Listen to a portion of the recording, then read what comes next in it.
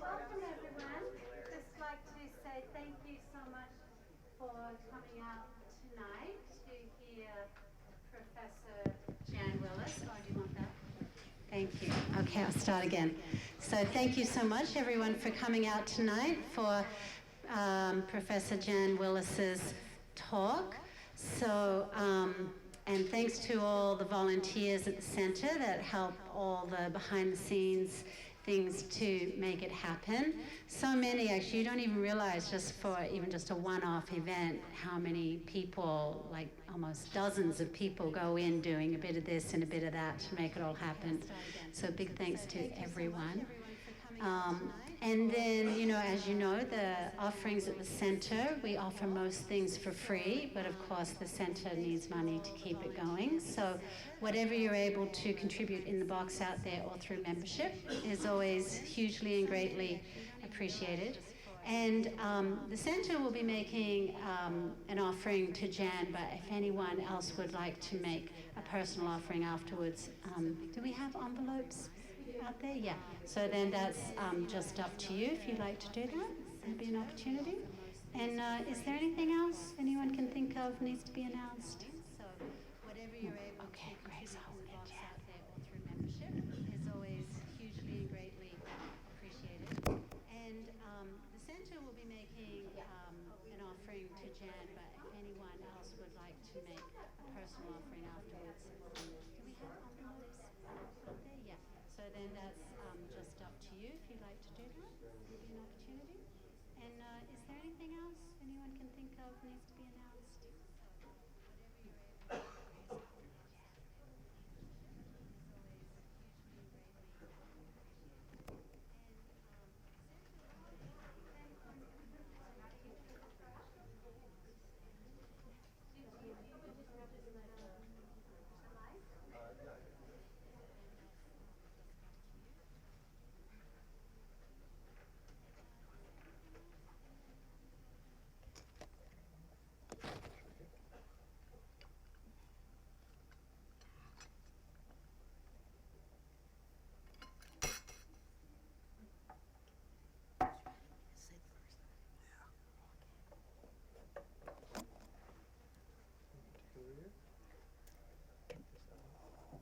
Do you need me to take my earrings off? No. Did everybody hear that? Okay. Do you want this one around the front? Good. Mm. Oh, yeah. So, is that okay? So it's a huge pleasure to I'm so bad at this. to anyway, everyone just relax. To introduce to you Professor Jan Willis and to welcome you, Jan, to Kurukulla Center. It's so wonderful that you're here. It's been maybe over 16 or 17 years since Jan was last in Boston at Kurukulla, and we were renting the Friends Meeting House at that time. So it's fantastic, and I hope it's not so long till the next time. Right. But so I think many of you read Jan's bio, but it's very extensive and wonderful. The piece I just personally love the most is that Jan met Lama Yeshe in 1969. And you know, she could have gone in many directions, but I believe Lama suggested you continue in academia. And then she became a great professor for 36 years, did we decide, at Wesleyan? 36 years at Wesleyan. At Wesleyan? 4.5 years at UC Santa Cruz before that. And now she's, well, retired, but still teaching down in Decatur, Georgia, at an all-women's school. That sounds fantastic.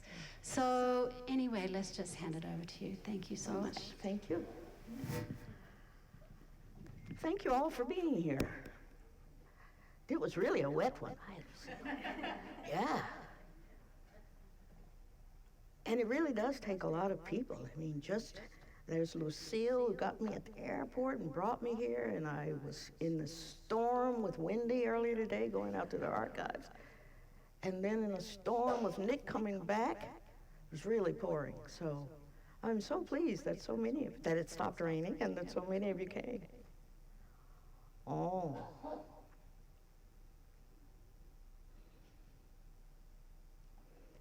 So, I have a habit of preparing and over-preparing and over-preparing, so I came with type, talk, and then I had a pleasant sleep, and I woke up and I threw that one out, and I said, no, I think we'll just talk, having met so many people, and so many people have been gracious and kind and fed me well.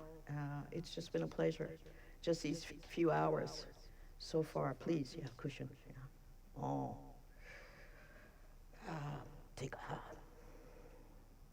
So my thanks, just to all of you. It's just really been special. Thank you so much. Oh. So, it's also great to be at a place that's graced by, His Holiness the Dalai Lama. I mean, some of you were here for that. And to say nothing of Lama Yeshe, hi, welcome. And Lama Zopa, Rinpoche. I hope we can, so that's really special in its own right, and I don't want to cry at the beginning, so I won't talk about them, you know, the guru, the holy guru. Oh, well, I'll say a little bit about Lama Zopa Rinpoche before I start. I've been in contact with him through Venerable Roger, through Holly, to contact him because I gave a weekend on Bodhicharya Avatar at the Shambhala Center in Atlanta, which happens to be in Decatur. It's right there on Church Street. Buddhist Center on Church Street. And I met a woman there who, it turned out, had to leave that weekend course early because she visits on a weekly basis an inmate in Jackson State Prison. And she contacted me early last week because this is connected to the talk in a way. She contacted me to say that his execution date had been set, and they were going to actually perform a ceremony at Shambhala Center for him, and they had some special arrangement. The body would be released to them at Shambhala Center. Very unusual, I thought. But she asked me if I could perform the rites. I said, well, no. I said, no, I can't do that. I don't know how, you know. So, but then she said, I just think you should know. One, he's been in solitary confinement for 18 years. He's 37. So I want to talk at some point about prisons and the business of prisons. And he's, for the last 5 years, he has had contact with Buddhism, and he's had that contact through liberation prison projects. And so this man considers Lama Yeshe and Lama Zopa Rinpoche his root gurus. So by that point in the phone conversation, I said, okay, would it be of help if he hears word from Lama Zopa? I'm thinking in the vein, letters from Lama Zopa. Okay, so put down the phone, sent an email off to Venerable Roger. Next morning, answer from Holly. We're really busy here in Malaysia, but have passed on the message. Lama Zopa's doing pujas. We put his name on the thing. Then the next morning, got an email. Lama Zopa would like Daniel to know that this morning 120 Sangha members did a special puja just for him. Perhaps you can tell him that. So, in the busyness of Malaysia, where they're doing countless things all the time, this is what gurus do. I mean, I once, one short story, people who know me here know that, I just go on with stories, but when Lama Yeshe, who passed away, 12 years after the doctors had predicted it, he was just to keep giving. It's what Buddhas do. When he was really tired, and I happened to be there with him in California in '83, he was lying on the couch, and he had just sort of taken this relaxed pose, and I said, oh, great, I'll just tip out or something. And these people arrived, a couple, and they were having some problems with their relationship, and they wanted to, Lama Yeshe just popped up. Hello, Diaz, come in. Tell me all about it, And they talked, and I'm thinking, I just saw him, he was just, and he just came back to life. So afterwards, I questioned him just a little bit, and then I was going to let him go back to sleep, He says, Dia, that's what Lamas do. That's my job. So it's interesting to think of it that way. The Buddhas have gotten enlightened, and here we are, ordinary beings. The Buddhas who work for beings are enlightened. And us ordinary beings who think only of ourselves, well, we're still here. Take a high. Oops, sorry about this. Oh, still okay? Take a high. So I'd like us together to, you can just chill or you can think about this. The state of the world today. To say nothing of our elections, but the state of the world, where there are child soldiers, in places in Central Africa and in Syria, who were kidnapped from their villages, and forced into becoming soldiers, given drugs, and forced to harm other beings, to kill them, in fact. This is going on right now. There are young girls that I know about, a couple of friends came by yesterday here, who have 2 houses set up in Thailand. It's just 2, but they're helping keep girls, some girls, out of the slave trafficking business. We have some interesting folk in our campaign, in this campaign season. I don't know if you want to put that in your minds. But,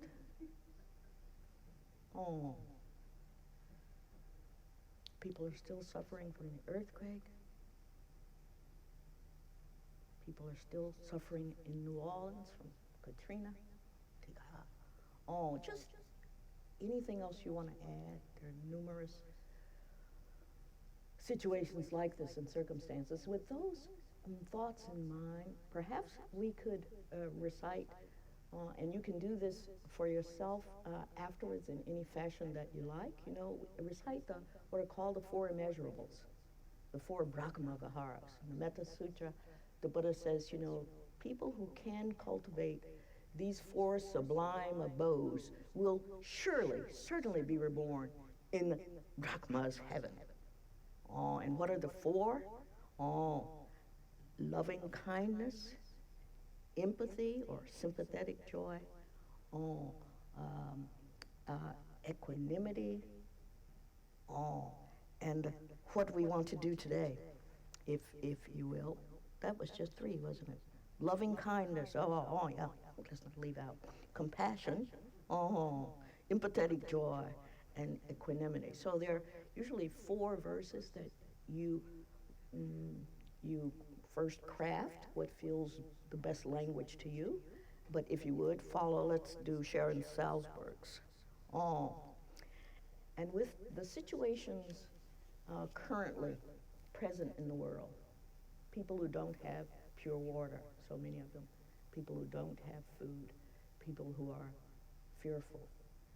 These 4 phrases, the 4 are repeated 3 times. So, may all beings be free from danger.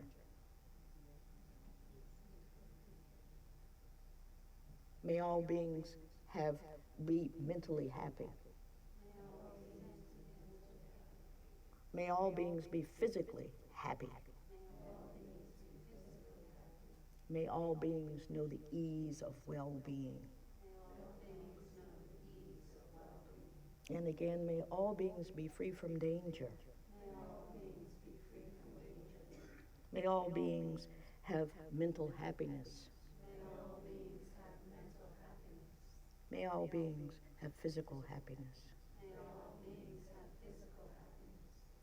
May all beings know the ease of well-being. And again, may all beings, and include yourself, be free from danger. May all beings have mental happiness. May all beings have physical happiness. May all beings know the ease of well-being.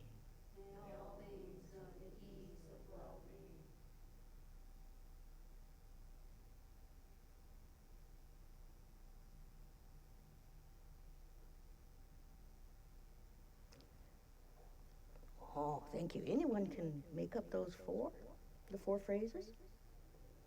And recite, just think about it and send it out as a wish. Tikaha. Tikaha is okie dokie in Hindi. How's things? Aap kaisa hai? Tikaha. Sapai tika. And is yes, moving right along in Tibetan. Tikaha. I have a habit of doing that. My apologies. So,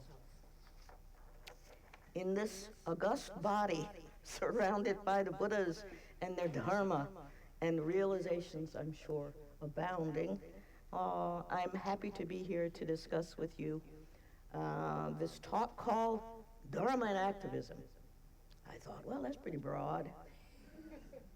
Wendy had suggested one kind of limiting factor, and I said, yeah, but that leaves out, there you go, it was political. I said, that leaves out economic, criminal justice, so let's just make it the bigger one.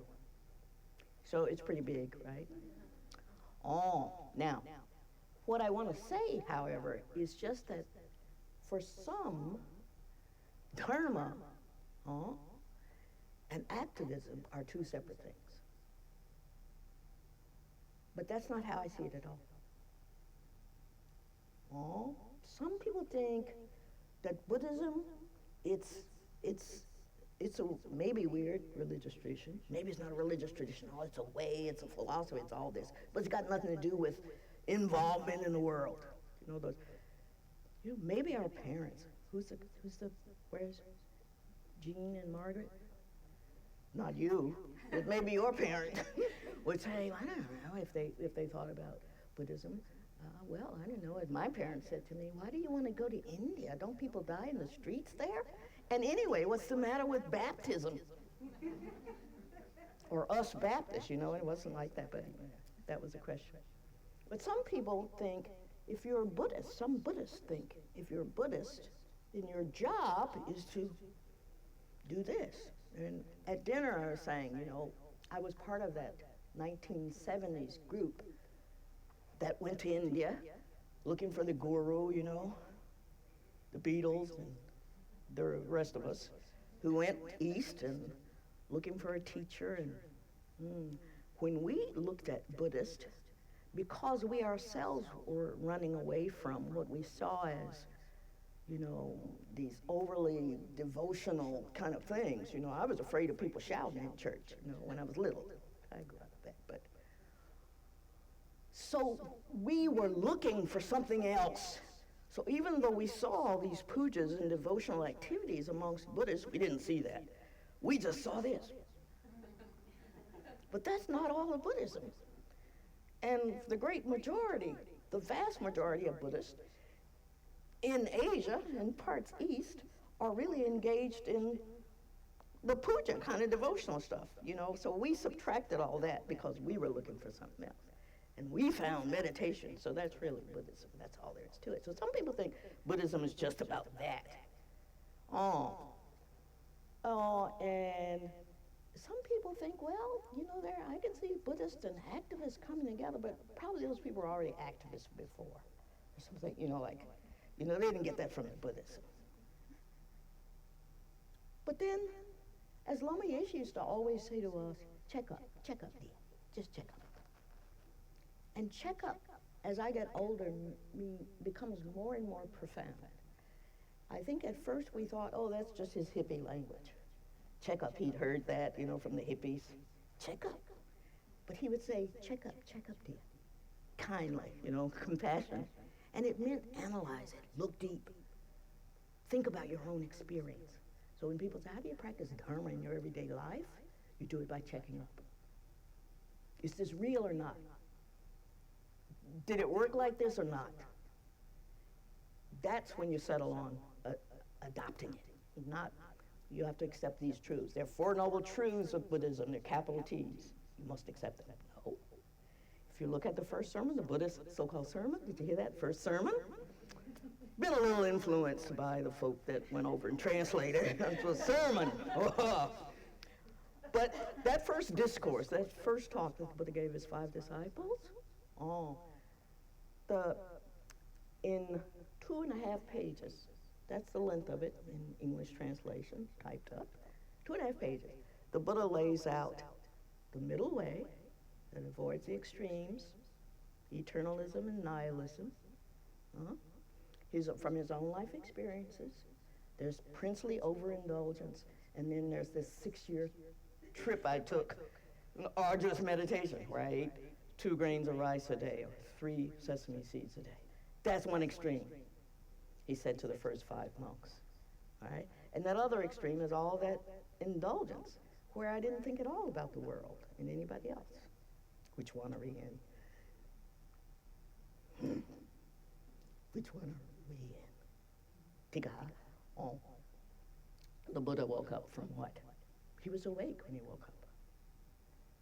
And okay, I just throw that out. Anyway, so first he talks about the middle way, and then he focuses in, well, one way of thinking about the middle way is to think about the Eightfold Noble Path, which we translate in this heavy ethical way.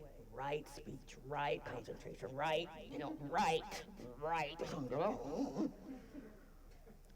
And then the actual Sanskrit is samyak, which means perfect. Aha! We thought, but it's perfect, which doesn't mean it's right or wrong. It means it's appropriate for that situation. Again, it means it doesn't cause harm, it causes benefit. It's just right, not right, as opposed to wrong.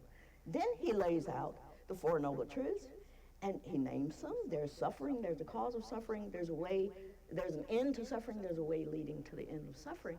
And then the rest of the talk is on how you come to experience those four things yourself. That is, there's an action for you to perform with each one. He doesn't say, these are four, accept them. You become my monks. He says, there is suffering. There's a footnote. Understand what's meant by that. Dukkha. Understand it. There's a cause of suffering. He says, find out the right one and then eliminate it. There is an end of suffering. Yippee! Realize it directly, he says. There is a way leading to the end of suffering. Follow and cultivate that.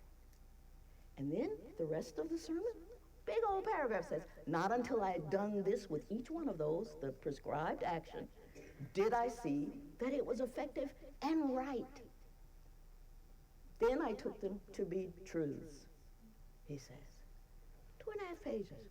It's so profound, Some of the simplest stuff, so profound. So, Buddha's teaching, I say those two, Dharma and action, not so separate. Activism, okay, not so separate. Why? Because when I look at the life of the Buddha, that's not only the teaching, but his life, He was looking for a means to end suffering, not just for himself, but others. He was looking for that. He was actively looking for that. And once he attained enlightenment, though he could have remained blissed out, he had, after all, put down the burden of self. Can you imagine how freeing that would be? Oh, boy. Oh, gee whiz. If you could put down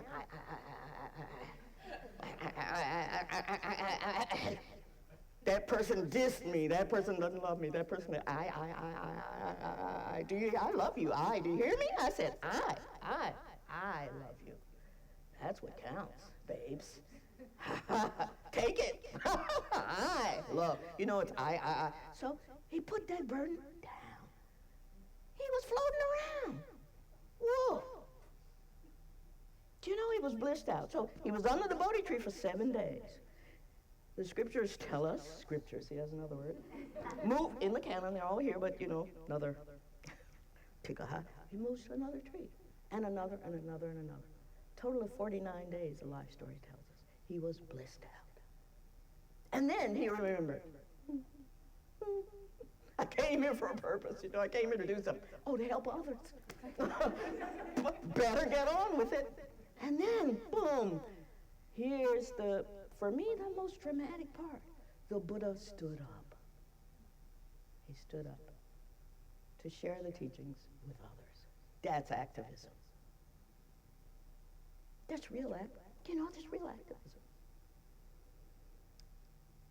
He could have just remained free of self, completely free of samsara, completely free. all that incessant going, which is the meaning of samsara, continuously going, no rest, no rest. He saw the builder of the house and it was nothing. So he's free. He could have just kept that to himself. Oh, but he went to share it with us. So I think from the moment that the Buddha stood up, Buddhism and Dharma was active. And it was an activism because he stood up out of compassion for others. Because he wants others to be free of suffering, which is the meaning of compassion. You want others to be free of suffering. So I don't see the big gap. I know that some people think if you're a monk or you're a Buddhist, you should first. Well, that's true, you should do that first. But doesn't mean you should stay on the cushion, I think. I think you should get up sometime, go out in the world, act.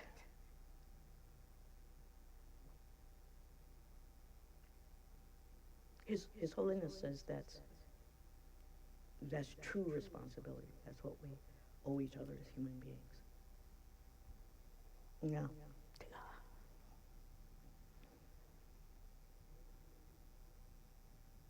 Then, when he was about to pass away, still thinking of the Buddha's life story,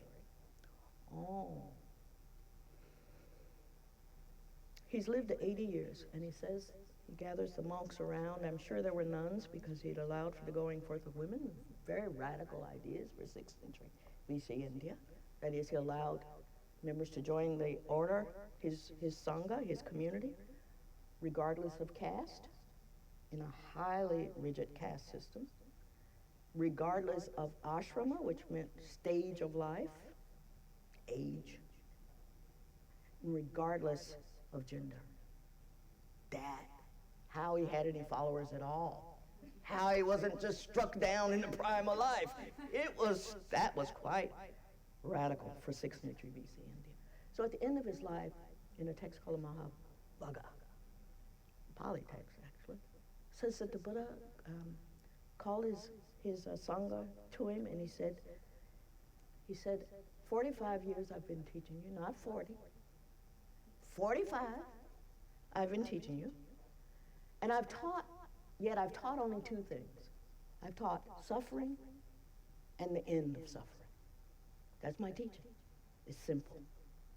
Suffering, which you have to analyze and understand.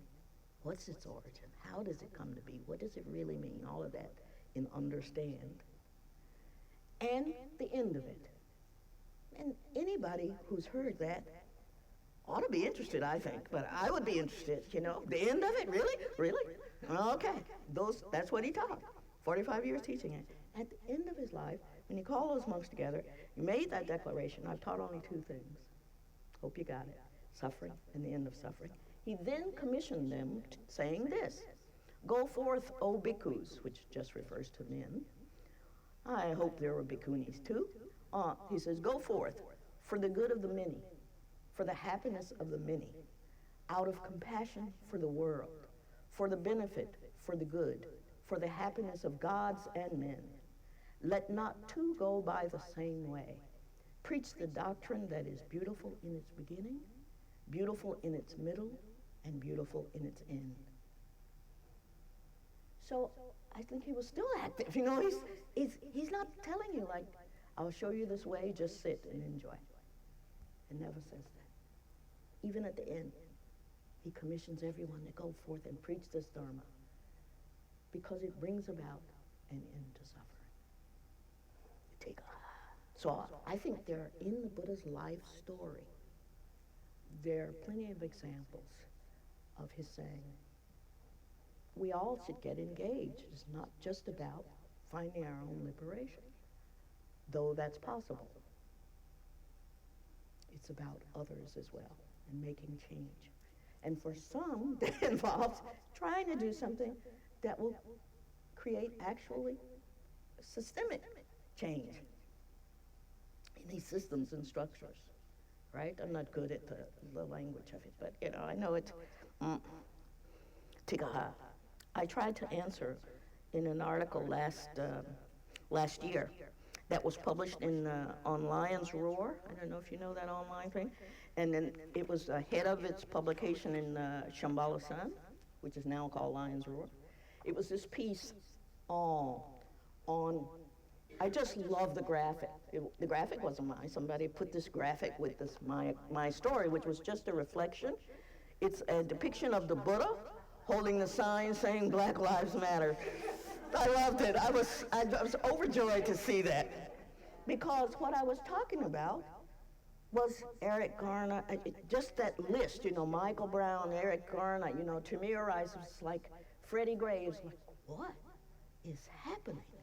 When will there be accountability? When? When will there? Black people know this, Now there are these cameras. But we know this has been our life. Since I've been here, we know about this. Maybe America will see it now. It's on the news. It's on TV. It's on people's iPhones. It's on people's whatever kind of phones, right? So this was like, I don't know which one was the one about this, but at some point I found myself in my house, unable to go outside, unable to do anything. The last straw, I had to do something, or I couldn't move forward. So I sat down and I said, now what is it I do? Well, I write. Sometimes I write some things, right? So I sat down and I wrote this, and I sent it to this woman, Tinette, whom I know. I said, this is just a reflection on this. And that's why I was so happy in a couple of days that they found someone to make this graphic.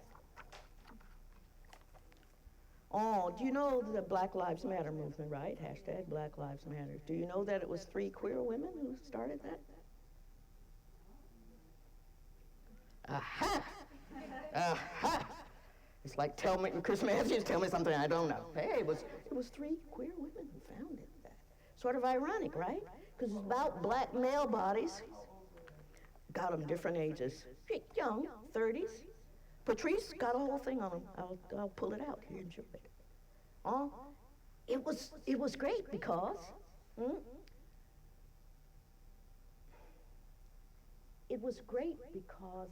they weren't saying only black men are being brutalized, but black men are in your face being brutalized. Do something. Then an offshoot of them founded hashtag Say Her Name, which was a response to saying both genders are being affected. There are black women from ages 93 to 7, police brutality cases where the police were acquitted. Hashtag Say Her Name. Oh, tika. So there was some activism behind this. And they found this graphic, and I was thrilled. And that was all I could do at the time. And then I could move on a little bit. Tika, it was good. So sometimes, I think this is what, this is really an aside. I think this is what religious pujas do. Even if we're talking about funerals or something. It gives us something to do. That person isn't here anymore, but for our spiritual and psychic selves, we have 49 days to think of the person, such and such ritual to do. It's for the living, it's a communal thing. This is what religions do, that's another story. Oh. So I think Buddhism, one could argue, has been close with activism since its inception. Okay. What's the simplest formula for remembering Buddha's Dharma? I ask my students this every year. Come up with a formula you'll remember. When you don't remember the dates, when you don't remember the particular individuals, what's Buddhism in a nutshell? So people might say the Four Noble Truths. Well, that's true. If you remember nothing else, remember the Four Noble Truths. But there's even a simpler one that talks about three things. There's the two that I mentioned also, suffering and its end. But there's one that says, do no harm, practice virtue, purify the mind. This is the teaching of all the Buddhists. Dhammapada, verse 183. Do no harm, practice virtue, purify the mind. This is the teaching of all the Buddhists. It's beautiful, it's succinct, I think. Oh, and it's active. Do no harm, you might say that's passive, but practice virtue means practice virtue. I mean, you ever seen anybody be good when there was nothing else and nobody else involved? You wouldn't know if I'm being good. It's connected to more than itself, to oneself, to practice virtue. It takes other beings, you know? I ask my students also to think about times when they're happy. And that usually involves other beings. Sometimes a pet. But, you know, you don't just make yourself happy unless you can get to some dharmic thing, which is the cessation of suffering. And how do you do that? By somehow stopping the cause of suffering. And what's the cause of suffering? Incessant desire. Or simply the wish that things be otherwise than they are, right? Oh, I wish that mosquito wasn't here. Oh, I wish that arrow wasn't in my eye. It doesn't matter what level of pain. We want it to stop. And we are trapped in samsara as long as we wish it were otherwise. We want it to be, we want to get out of it. We want to, it's so from simple annoyance to dire pain. This is all included in what the Buddha called dukkha, suffering. Translated suffering. Dukkha means a bad state. This situation is not good. It's dur. It's du. It's dukkha. The wish that things be otherwise. Should I give that example at dinner? No, I didn't go to that example. Okay. All right. Oh. So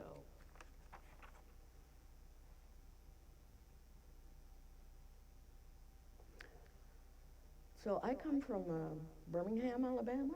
Some of you have read Dreaming Me know that. And when I was 15, I marched for those 5 weeks and 6 weeks in Birmingham during the Civil Rights campaign. When King decided, the Reverend Dr. Martin Luther King decided he would bring the campaign to the most segregated city in the South, which he termed was Birmingham, not Montgomery. You know, they'd had the bus boycott, and they'd been victorious there, and he'd made various connections, which we might talk about later. There's going to be Q&A, right? You're going to have to keep time with me, or tell me, you know, like when. So as a 15-year-old, I was a 10th grader. I went downtown every day. Very much afraid of dogs. Never got arrested, but was scared pretty much by dogs. And I'll just say that everyone looks up to King, and I do too. And I learned a lot of the things I learned about Buddhism were like things that I was hearing again in Buddhism. I heard first in the Civil Rights Movement about nonviolence, for example. And the other thing that was clear for anybody who was there was that the importance of women, which is often overshadowed because you're seeing Shuttlesworth in Birmingham and King and all this, but Septima Clark, who was there, and other people who had trained, like Rosa Parks had trained. She just wasn't a seamstress who decided she'd go to Knoxville and she'd go to those radicalizing schools in, can't think of the name of the school, still going on. Getting older, senior moment. But, you know, studied. She was herself quite radical, you know, and she, in her 90s in Detroit, she's still doing organizing and stuff. So Rosa Parks. So the women get overshadowed in that, but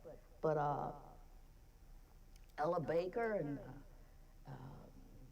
so many women. So I want to mention this because to say that many of my ideas are like hearing again what I had heard as a teenager and had a profound impact on me. Choosing peace. Nonviolence. For example, this happened at the church across the street, 16th Street Baptist Church, that was bombed. And has anybody seen the movie, Selma? It begins with this really painful explosion, you know, and then you expect every other second of the movie to have an explosion in it or something. It's very tense. It makes the movie tense. She told a great story, the director. She told a wonderful story. Oh, Tikahai, and she had to write, wherever King is speaking in that movie, she had to write that script because there's squabbling in the family in Atlanta about the rights to certain King speeches. But she writes the 21st century in a nutshell. She gets what King was saying in a sentence or two. Beautiful, that movie. Do see it. But at the 16th Street Baptist Church, let me tell you just a little bit, 1963. The campaign came in the spring. It went April into May. It was like 5.5 weeks. Every day, school children, we had a principal named Paul Ware. Paul Ware announced on the intercom. We had intercoms. All right, during these days of turmoil, classes will continue to be taught, but students who go downtown, that will not be held against students who go downtown. Yay, Principal Ware. But we had no way. I mean, in those days, we had the school bus. That's all we had. We didn't drive. We didn't get, here's the keys, you're 16 now. No, I was raised in a mining camp. We didn't have that. You know, Daddy had a car. I was always 10 years behind. But got him to work, so we took the school bus. And then in those days, the school bus would ride up, one after the other. All right, loading up, going downtown. And we'd pile on and go march. My parents were a little nervous about that. Sometimes they marched with us, but, you know, we weren't supposed to do that. We're supposed to be good boys and girls and not get in trouble. And we'd march, you know, and just go. And sometimes I marched with my mom and dad, you know, if they were off work or whatever. You know, we were going down, usually like weekends. But, long story, you start at 16th Street. You started at the church. And you would have instruction, and the instruction was like this. There were pledges that we took. This is a list of 6 from the King Center, from the King Center website. But we took 10 at a certain point. All I'm trying to say is the women in the church would check out the students to see whether or not they could march that day. If they were too emotional, they got pulled over, and somebody like September Clark would say, you sit down and study your Sunday school lessons. You're not going out today. Because you're liable to hit back if somebody strikes out at you. And that's what they were screaming for. Because what? Nonviolence is central to this movement. So if you were going to fight back, you weren't marching. And somebody screamed us, young teenagers. You know, King came under a lot of trouble for putting children in the forefront of that march. He came under fire for putting children there, and he came under fire later for his stance on the Vietnam War. Tikahai. Here's part of the principles one had to pledge. 6 principles of nonviolence. Principle 1, nonviolence is a way of life for courageous people. I love it. 2, nonviolence seeks to win friendship and understanding. King talks about this, no victor. There's no winner and loser, otherwise it just continues. So somebody has to be brave enough to stop. Think of Palestine and Israel. Somebody has to be brave enough to stop, to not seek victory. So it's obviously tough.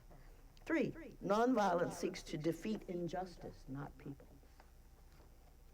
Some of this should be real familiar to people who've been studying Buddhism for a while. 4, nonviolence holds that suffering can educate and transform. This might be questionable. How much do you take? Okay, principle 5, nonviolence chooses love instead of hate. Nonviolence believes that the universe is on the side of justice, the arc of justice. All right, I recommend you see. So, what else do I want to say about that? One of the things I carry, which I don't have here to show you, is a little slim volume of Martin Luther King's speeches, his sermons, real sermons in this case. 15 of them called The Strength to Love. The Strength to Love. In which there are sermons that, one sermon is entitled, How to Love One's Enemies. That's what my Baptist education didn't give me. You know, I couldn't find an answer to that church. I was questioning, I'm going like, what, Mama, you can't. My father was the deacon and he was also superintendent, he opened the church. And we had to go all day. Luckily, for me, I'm smart, Alec, luckily, the same building counted as the Methodist and the Baptist church, so every other Sunday. We had to be there all day long. And I was afraid of the women shouting, and I would argue with my parents, but how do you decide, Matthew 22, when Jesus is tested by the Pharisee who says, what's the greatest commandment of all? Jesus says to love thy God with all thy heart and soul and mind. And the second is like unto it, love thy neighbor as thyself. That's a very concise statement of doctrine and ethical behavior of a religious tradition. It happens to be Christian, but that's really concise. Those 2 verses. Tells you what to believe and how to behave. I think it's brilliant.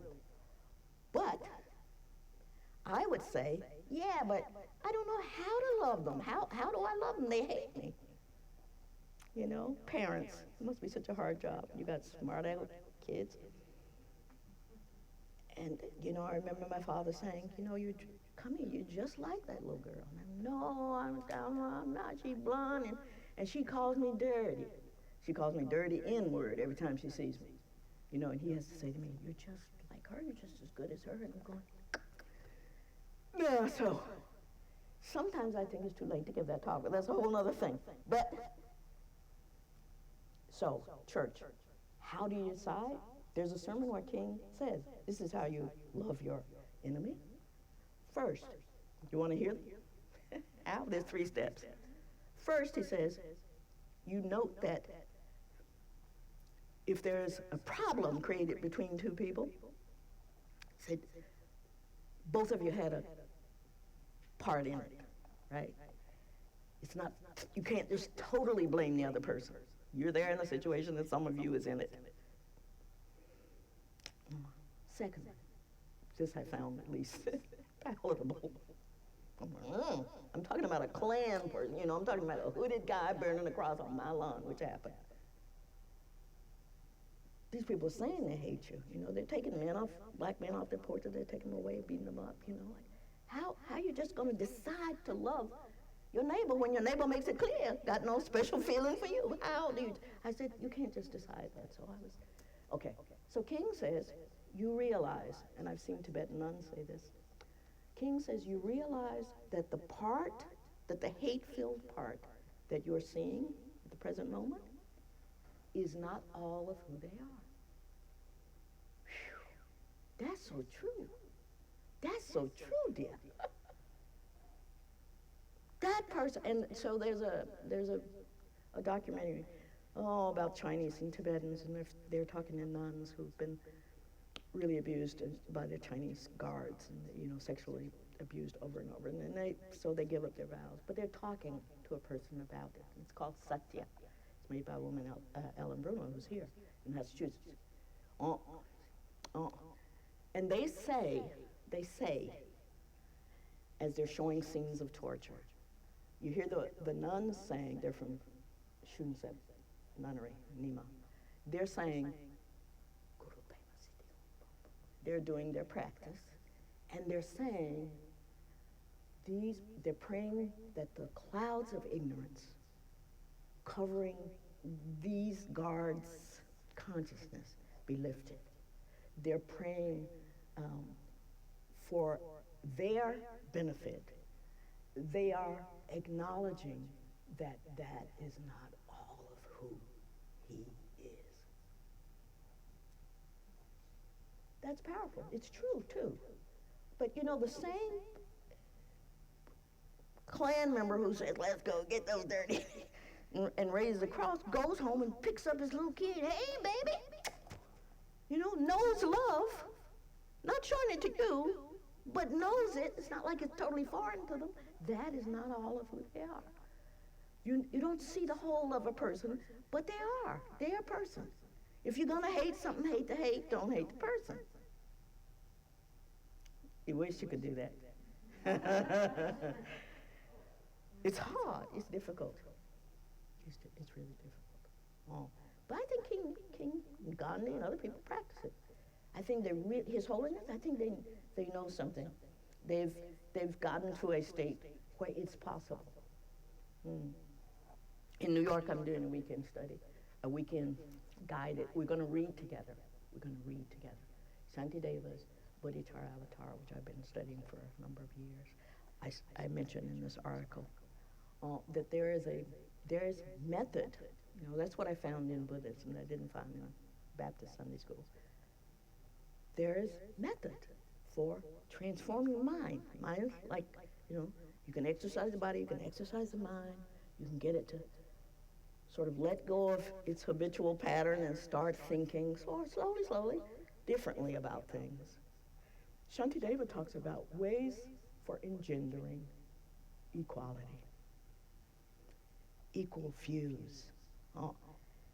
Equality, he says, before compassion. Got to develop it. Why? Because otherwise not true compassion. Why? Because the basic ignorance of Buddhism is the conceit I. Because that I, just that statement I, really has the secret behind it. It's really saying deep down, I'm better than you. On all sorts of levels. I. When I is the main orientation, and it's the one we wake up with every morning, we see the world from this position.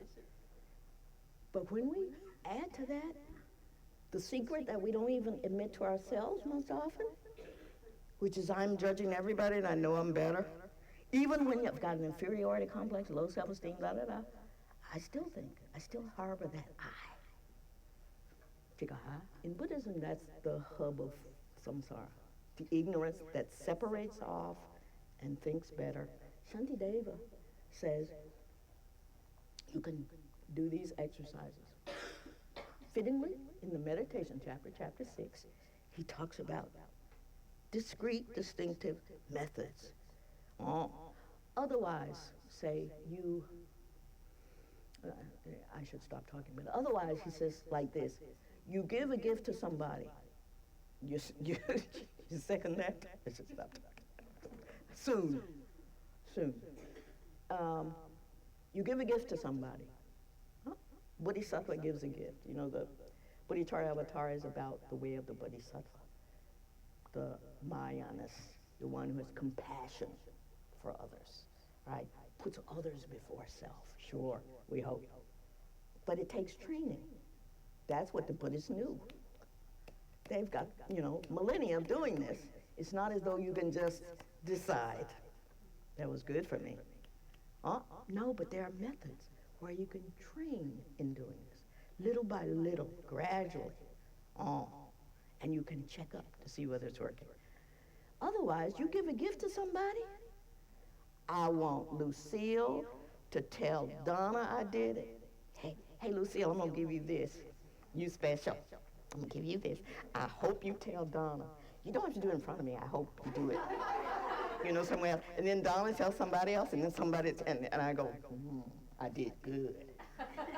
Now, a bodhisattva is said to perform actions transcendently. That's how it's described in scholarship, right? They're paramitas. They're beyond. They're beyond ordinary activities. So a bodhisattva gives a gift. It's a transcendent kind of. Now, I heard His Holiness say the other day, I was watching some video, he said, if you just give a gift with expectation, that's just a business transaction, right? Because you want something back for that. But imagine that I wasn't in that. You just give it. The ripples go out. This is one of the things I think is good about teaching, They just go out. And somewhere 30 years from now, you hear, oh, I was there at that thing, that made an impression. It's like that invisibility. In other words, if it's unconditional, you just give it, which is so rare, with no expectations. That's like without attachment. That's what makes it transcendent, without attachment. You don't want anything for it. You just want to give it to that person. It might be a benefit to them. A bodhisattva behaves like that. Shantideva knows, however, that you can't just decide one day, hey, I wasn't a bodhisattva yesterday, but hey, I'm going to be a bodhisattva now. Call me Jan Bodhisattva Willis. There are methods, but the methods have seemed to have proved effective for some. You can put them out. You might run into one.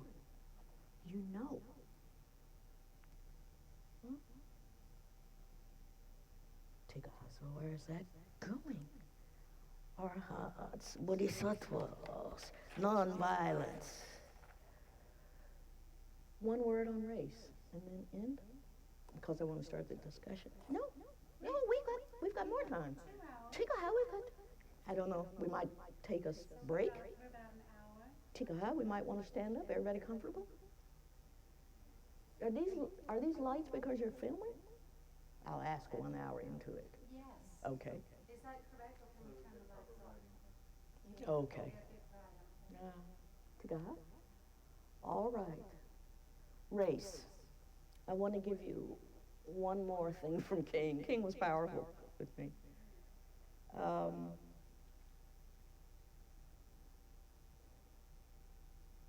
So the marches in Birmingham, led by children, happened in 1963. What else happened in 1963? Lots happened. The march happened on Washington in August. Some facilities in Birmingham were opened up, and the children were let free, because in the jails they'd gotten so packed. There's no place, people were standing up, it was awful, like sardines, but people were singing, swaying. I felt bad, I didn't get that badge of honor. I didn't go to jail. Meanwhile, I work with women in prison, and if you ever hear that I've been arrested, please get me out. It's not pleasant. Take out. My sister thought that Sandra Bland was dead the next day. I said, no, she was there for 3 days. Hard to imagine what she went through. It's inconceivable. Something happened. Her family says there was no indication. She didn't want to take her life. What happened? That's an aside to say, get me out, please. Get me out. I don't want to be. I've worked in prisons. They're not pleasant places to go. So, this article was about the succession of cases where there was filming of them. So I want to say just briefly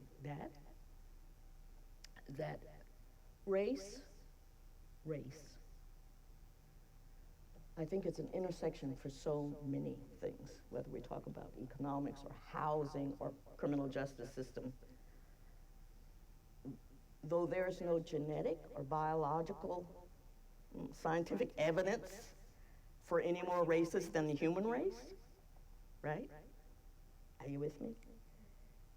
Tiga. Racism is really a fact. Race is a construction, but racism is a reality, I think.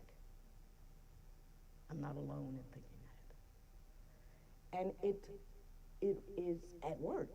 We don't live in a colorblind society, and we don't live in a post-racial society, even though we've had a black president for 8 years.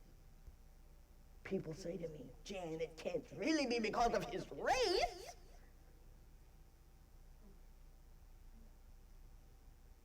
Yep, I think we could say, yep, it's a big factor. Things haven't gotten better? These are friends out of the U.S., like, really? The same people saying, he's not really a candidate, is he? Is it serious? Look at the other one, is that serious? Mm-hmm. Diamond Cruz, I don't know what you meant, that laugh, sorry. I wasn't talking about the other party, I was talking about anyway. I mean, you're gonna vote for a person who shut down the government, who wanted to shut it down? Okay, I don't. So some people say we're in the age, it's a colorblind society. And I want to say that from little things like the mosquito to big things like the things you see on TV, or to the things you don't think about at all, but affect every one of us every day. Like maybe not, you look in the mirror, you're black, oh shoot, what am I gonna run into today? Somebody gonna follow me around the store. You might not feel that if you're not a person of color. But if you're a person of color, you probably feel that. You think about what store you're gonna walk into because you don't wanna be followed around the store with a suspicion that you're gonna steal something. I went to buy a lighter for a friend once when we both smoked.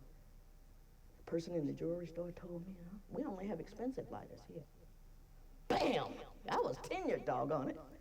How much do you make? But all that anger comes out. And then a white man standing in line said, oh, gee, lady, it embarrassed him that she said that. All these things are going on. So, from little things, which I write some about a woman, a progressive woman in Texas, white woman, saying, gee, I didn't know it meant so much to them. This old black man said, look at that, didn't even put the change in my hand. That happens every day. Somebody making change, who puts the change on the counter if you're black, might not just want to touch you, And then, okay. Stop me if I go too far on this. What I'm working on now, and I say race, it's the intersection of lots of things. I'm working on a book on equality, and I'm talking about inequality in the housing, in criminal justice, and those things. And what Shantideva says is a method for changing our minds, literally. Oh, tigaha. So I'm reading all this stuff. So I read, like Trump may sound like, some fascist, but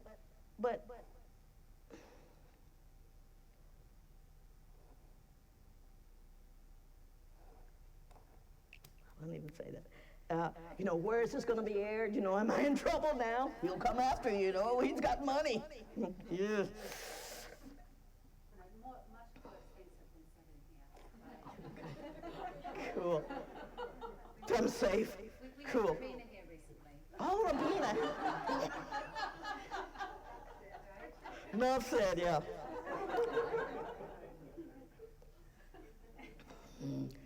So, so these little things, which this woman was noticing. What is the first thing we hope to accomplish from meditation? Awareness. Awareness, recognition is the beginning point. A lot's happening all the time. Just have to see. I mean, really. Tika.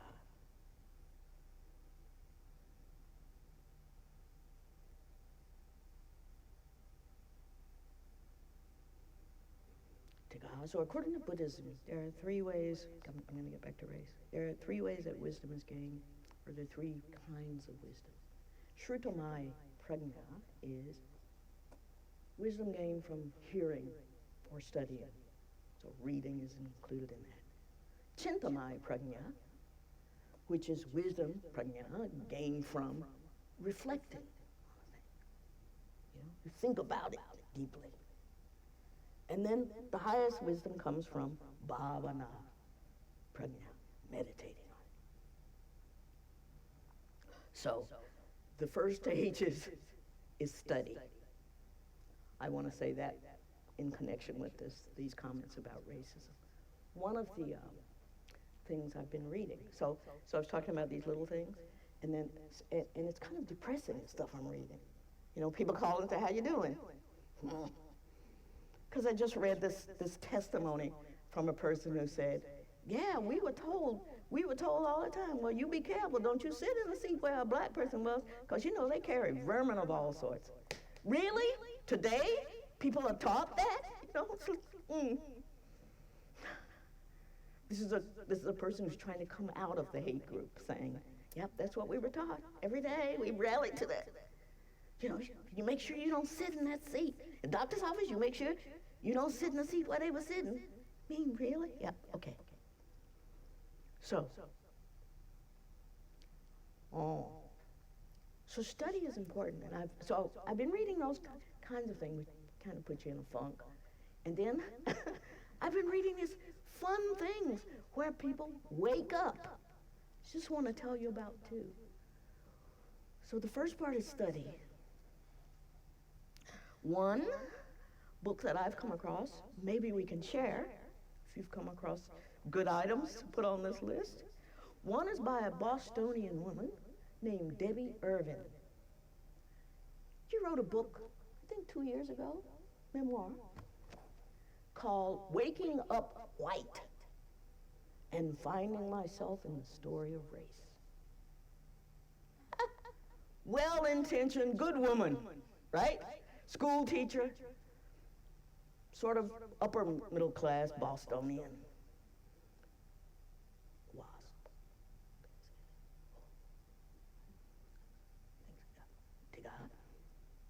She called herself this at some point. Doing good. Liberal. Hey, I'm going to teach in an inner city school. Hey, I'm going to give back.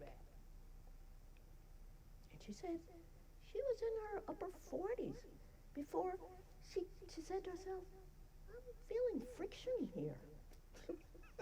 Bless her heart. She woke up. She said she just, she couldn't see why they wouldn't take her help.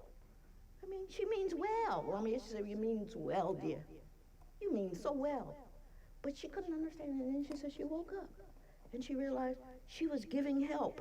It's like compassion is not compassion. If you're giving it to these, if it becomes pity. If it's given from a superior point of view, you're gonna help. The Native American says, if you come here to help me, please turn around and walk right back. But if you really have come, then roll up, to make a change with us, then roll up your sleeves, let's get down together. It's like, it depends where it's come from. So she woke up. It's a wonderfully engaging book. And the other thing I want to tell you that I've read recently that's just absolutely joyous, but is about the criminal justice system. It was a New York Times bestseller for a long time, MacArthur Prize-winning African-American man named Brian Stevenson, who wrote a book called Just Mercy. He's a lawyer, opened his offices in Alabama. so beautifully written that it's a page turner, even though he's talking about absolutely horrific things that happen in the prison system. Horrific, but beautifully written. Just mercy. He's done a TED Talk. You can see him talk about this in 18 minutes. Brian Stevenson, Just Mercy. So he's talking about how inequitable, if you just look at our prison system, if you just walk in, you see how many persons of color are there. You see how many more women are there since the drug laws of Rockefellers, since the 90s. You see how there's been a prison explosion in the last few decades. You can see how there have been private prisons, privatized, they're corporations now. Let's build more prisons, then we gotta fill them up. But for a certain class of people, for a certain group of people, class and race are, I know they're bound, but it means that for a generation of young black men, 18 to 24, they're gone. They're invisible. So glad to see you guys here, right? They're off the streets. They're in prison. More than are in college. 18 to 24-year-old black men gone. And once you get in the system, you don't get out too easily. Now, you probably know this, but it's just he writes well, so he summarizes things. But the U.S. incarcerates proportionally more people than any other country in the world. Do you know that? More than Russia, more than China, combined. We have gone from 40,000. Now, there's a whole thing, history. Slavery, I recommend Winthrop Jordan, White Over Black, A History of Race, 1550 to 1815. He's talking about how the concept of slavery and freedom came together. Africans were reckoned with as Africans, trading partners to Europeans until the continent became dark.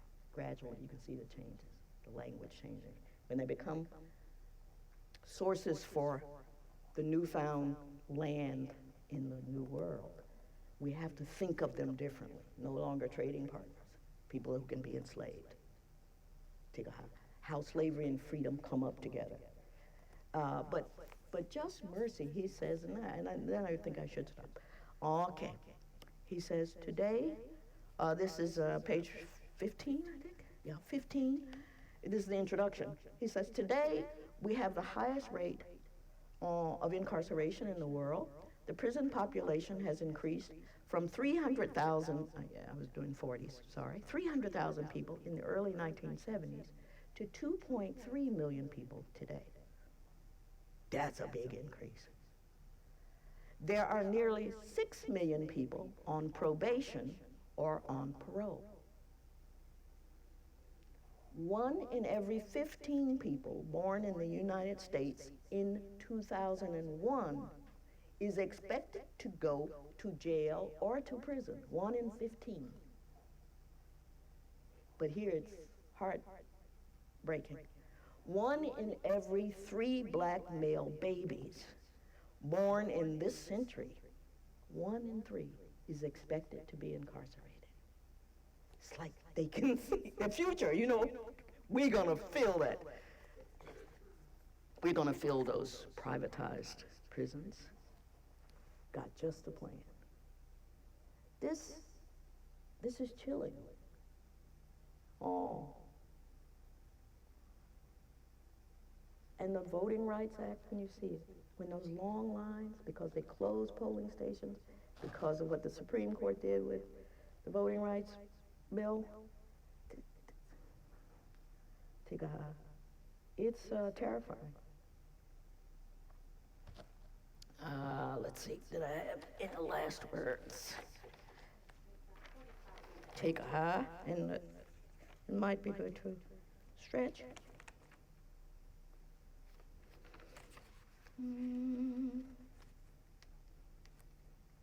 What can Buddhists do here? I think start learning things, about your neighborhood and sort of, go for whatever, get involved, educate yourselves. There's a great organization, I think, maybe you know and can tell me better. There's an organization in which whites educate themselves about racism. What's the worst thing you can call a black person? The N-word. What's the worst thing you can call a white person? The R-word.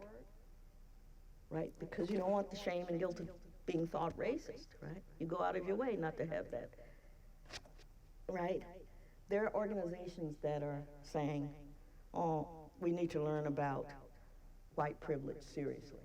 Even when we say, I'm not involved in that. We are all involved in it. Everybody that's in this country, that's in the society, is involved in this. Whether we look away or we say we weren't part of that, and we don't recognize that we lived where we lived because of race and redlining, and we need to learn the GI Bill.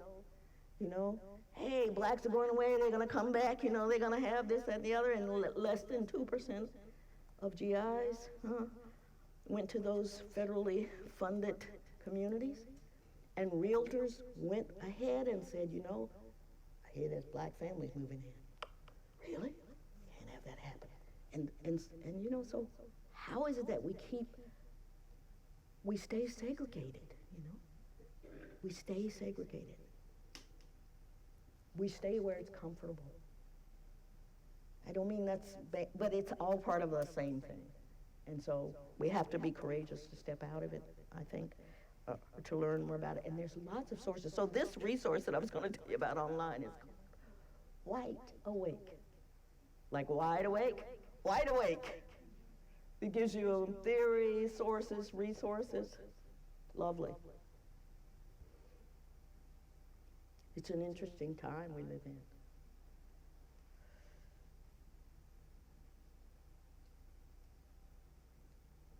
What was the title of this talk? Dharma and Activism. Buddhism and activism. Yeah, right, okay. Dharma and Activism. A little scattered, but tickle. I think I'd like to stand up. Would you like to stretch or take a break and then come back for Q&A? Comments? Take a high. Didn't have any. Let's see, maybe we can nuke it. No, No. It's quick. I'll stand there. I'll stand there by the...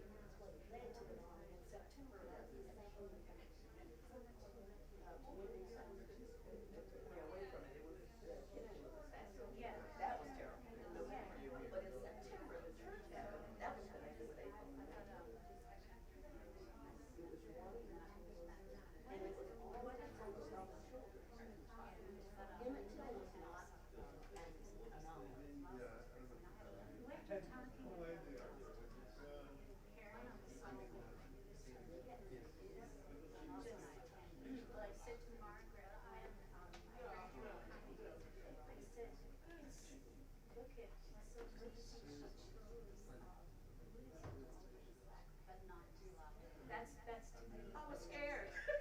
But I'm glad of the way it turned out. But I I'm mean, just I mean, saying that that's like for someone of your past and coming to that decision, that's such a lot like I really like it. I really like it. Go ahead and interrupt me. you had the right to have this and stuff since Middletown. That's right.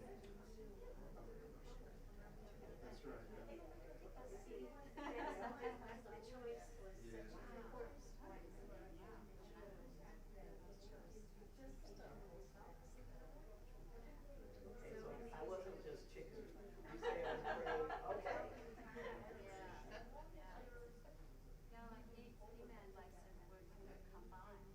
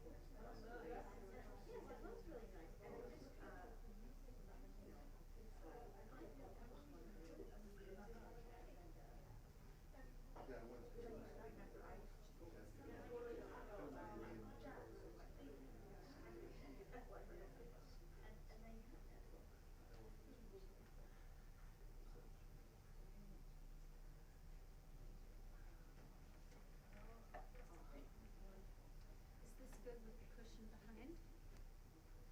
It was there, right? I think it's fine.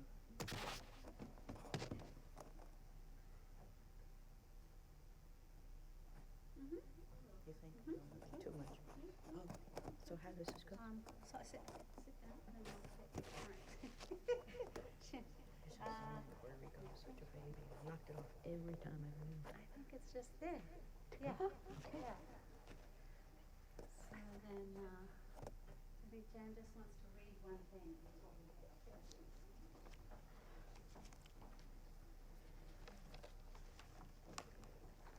Sorry for being maybe more scattered than usual. I don't know, sort of scattered. But I noticed that I started to do a couple of things, and I went away from it. And I was saying that I like a lot of the stuff that I read from King. So Tavis Smiley has written a recent book on the last year of King, in which he talks about it being the loneliest year for King, because the people within his close circle were on his case because of his anti-war stance. They were saying he was diluting the movement. You're diluting the movement. You got to stay focused on this country, not talk about the war and all that. And to which King responded, anyone who doesn't know why I would be interested in them doesn't understand what I'm doing at all. You may have seen this.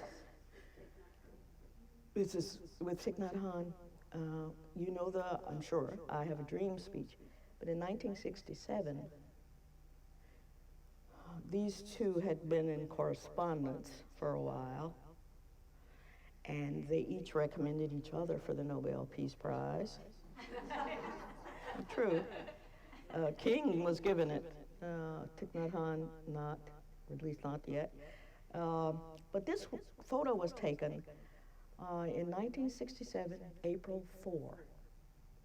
1 year exactly to the date King was assassinated. The press conference was held, this is not what I wanted to read, I want to show you this picture. The press conference was held just before King walked next door to the Riverside Church in New York City and delivered this speech against the war. Really powerful speech. Really a nonviolent approach to we need to get out of Vietnam, and a really sophisticated analysis of why. But in 1968, King was killed in 1968, March. No, I think maybe April 4th. It was exactly a year, I think. Or at least you can check it. You guys got this. I can't check it as fast as you, I'm sure. But the speech that I have reference to, I don't need to read it, I can tell you. The speech that I have reference to, he gave later, when he was really under attack by everybody. He gave it in August of 1967, and it's called The Three Evils of Society. It was like, all right, I'm gonna lay bare what's wrong with this place. The Three Evils of Society. You can check it out by typing in The Three Evils of Society. The three evils, according to King, are racism, militarism, and consumerism. Think about the three kleshas, or the three enemies in Buddhism. Ignorance, hatred, and greed. That's samsara. I think it was really right on target. So often. So same. The ignorance that divides us. Ignorantly. Don't you know there's just one race? The human race. Don't you know that it really is only skin deep, those differences you see? Don't you know that? No. Racism, militarism, and the war, and all that stuff, and how they're winners and losers, and that's never good. And, consumerism, greed, our massive greed. Those are the three so-called afflictive emotions, because they literally harm us. There is no good for ourselves or for others that come from those three. They are the enemies, Adi, which we are to destroy, Hun, Adi, Hun, Arihut, Arhats. That's what Buddhists do. They you eliminate those Adis, you eliminate those enemies, the enemies of ignorance, greed, and hatred. And if you do, you find yourself not in a different place, but with a different view. So samsara itself becomes nirvana. It's a different view, freed of those three. This is when you see things equally, without attachment. Easier said than done, but it's a change in view. I just wanted to say that's a really powerful speech, The Three Evils of Society. So, I think I'm done with the comments I had to say, so maybe we can join in and comments, questions, whatever, take your time. Marianne? I'm gonna have it. I just think it's I sit and listen and I sit and listen and the world seems so simplified when you just go to work, come home, go to the center. It's like everything is in such little neat boxes. And what you're saying is, what I'm hearing is, wake up, dear. This is a world outside. And then the question comes, but how can I help? Like you said, what's the first thing that you can do? How do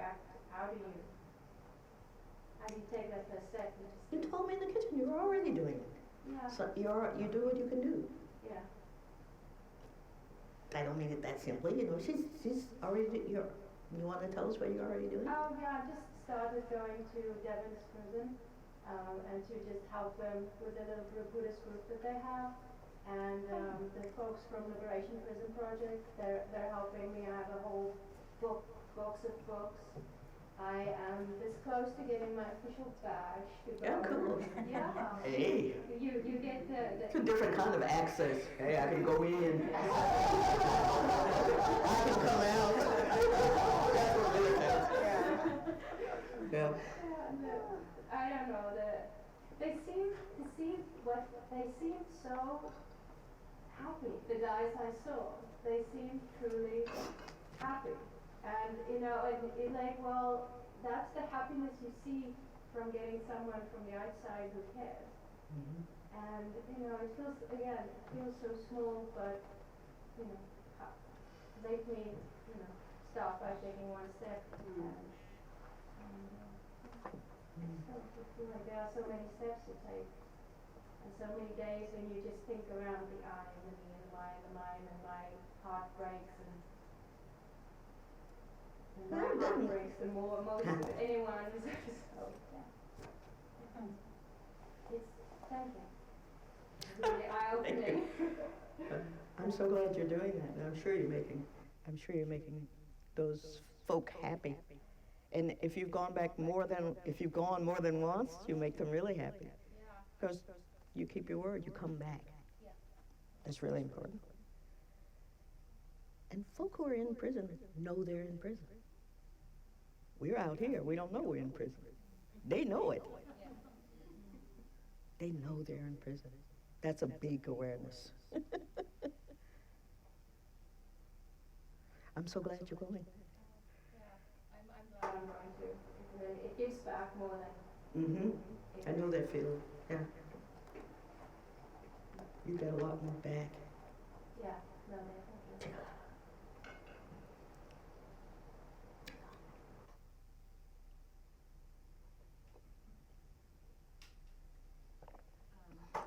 With respect to reform for the criminal justice system, and are you aware of anybody that's pushing forward any type of reforms through the legal system or through, can we do anything to support anybody that is doing anything in that regard? I think Stevenson is doing incredible work. He's pointing out this book is a must read. I don't do that often, but this is a great book. And he's working on several fronts to get people's cases. He recognizes how much race influences, and it's not just statistics. He takes the cases of people throughout the southern states for the most part, but people other places too, who have not had access in the first place to good legal representation. They have been, like this young man I mentioned, illegally, once they're in the prison system, treated, right? 18 years in solitary. That's inhumane as it is, right? So he takes cases. He started with executions. He's gotten so many turned around. One of his, and his office has grown as more people from Yale and Stanford joined him there. He was a Harvard grad, but they joined him there.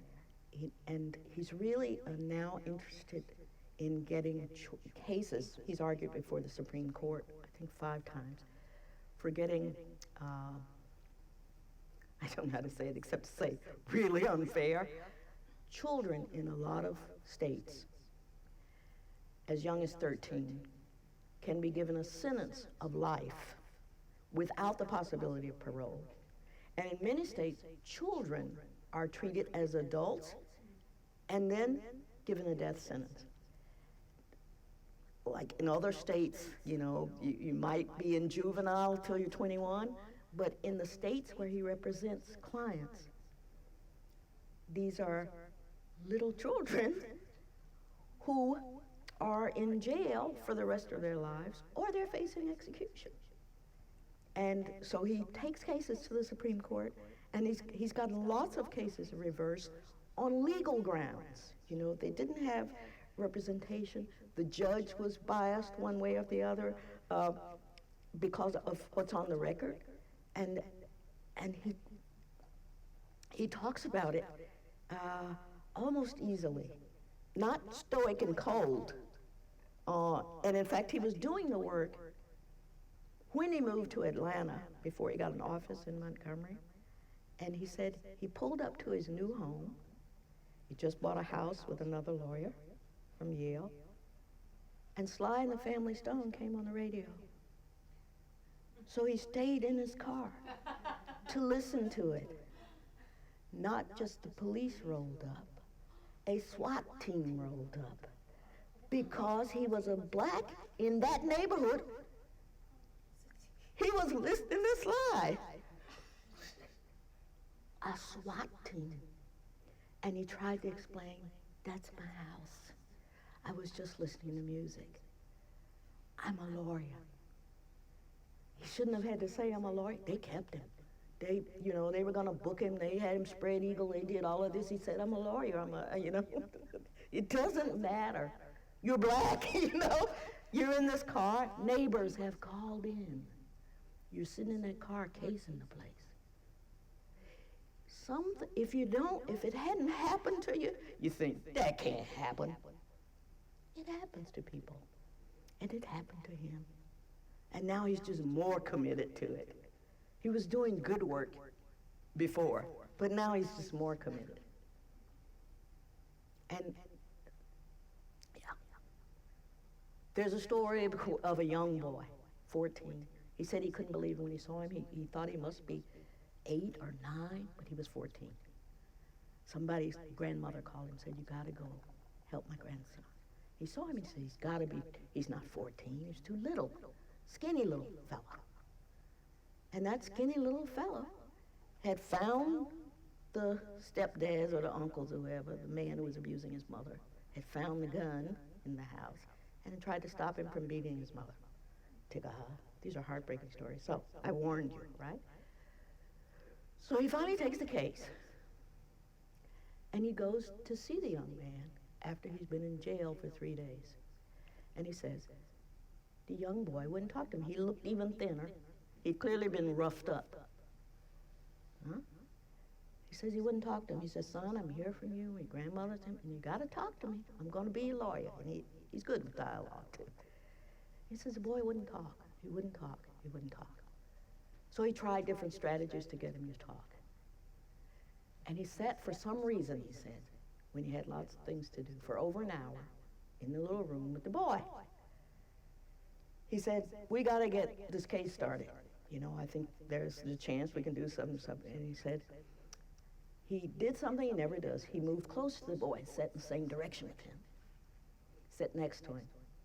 And all of a sudden, the boy just grabbed his neck and started sobbing. He didn't want to talk about the case and the fact that he shot somebody and killed them. He wanted to talk about the men who came the first night into his cell, calling him all sorts of names and abusing him, and the bigger group of men that came the second night. And he was seeing them.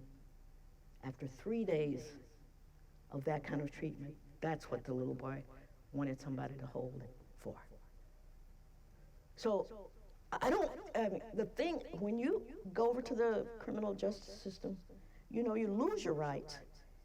You go to jail awaiting a sentence or trial, and then if you go to prison, you've got a felony.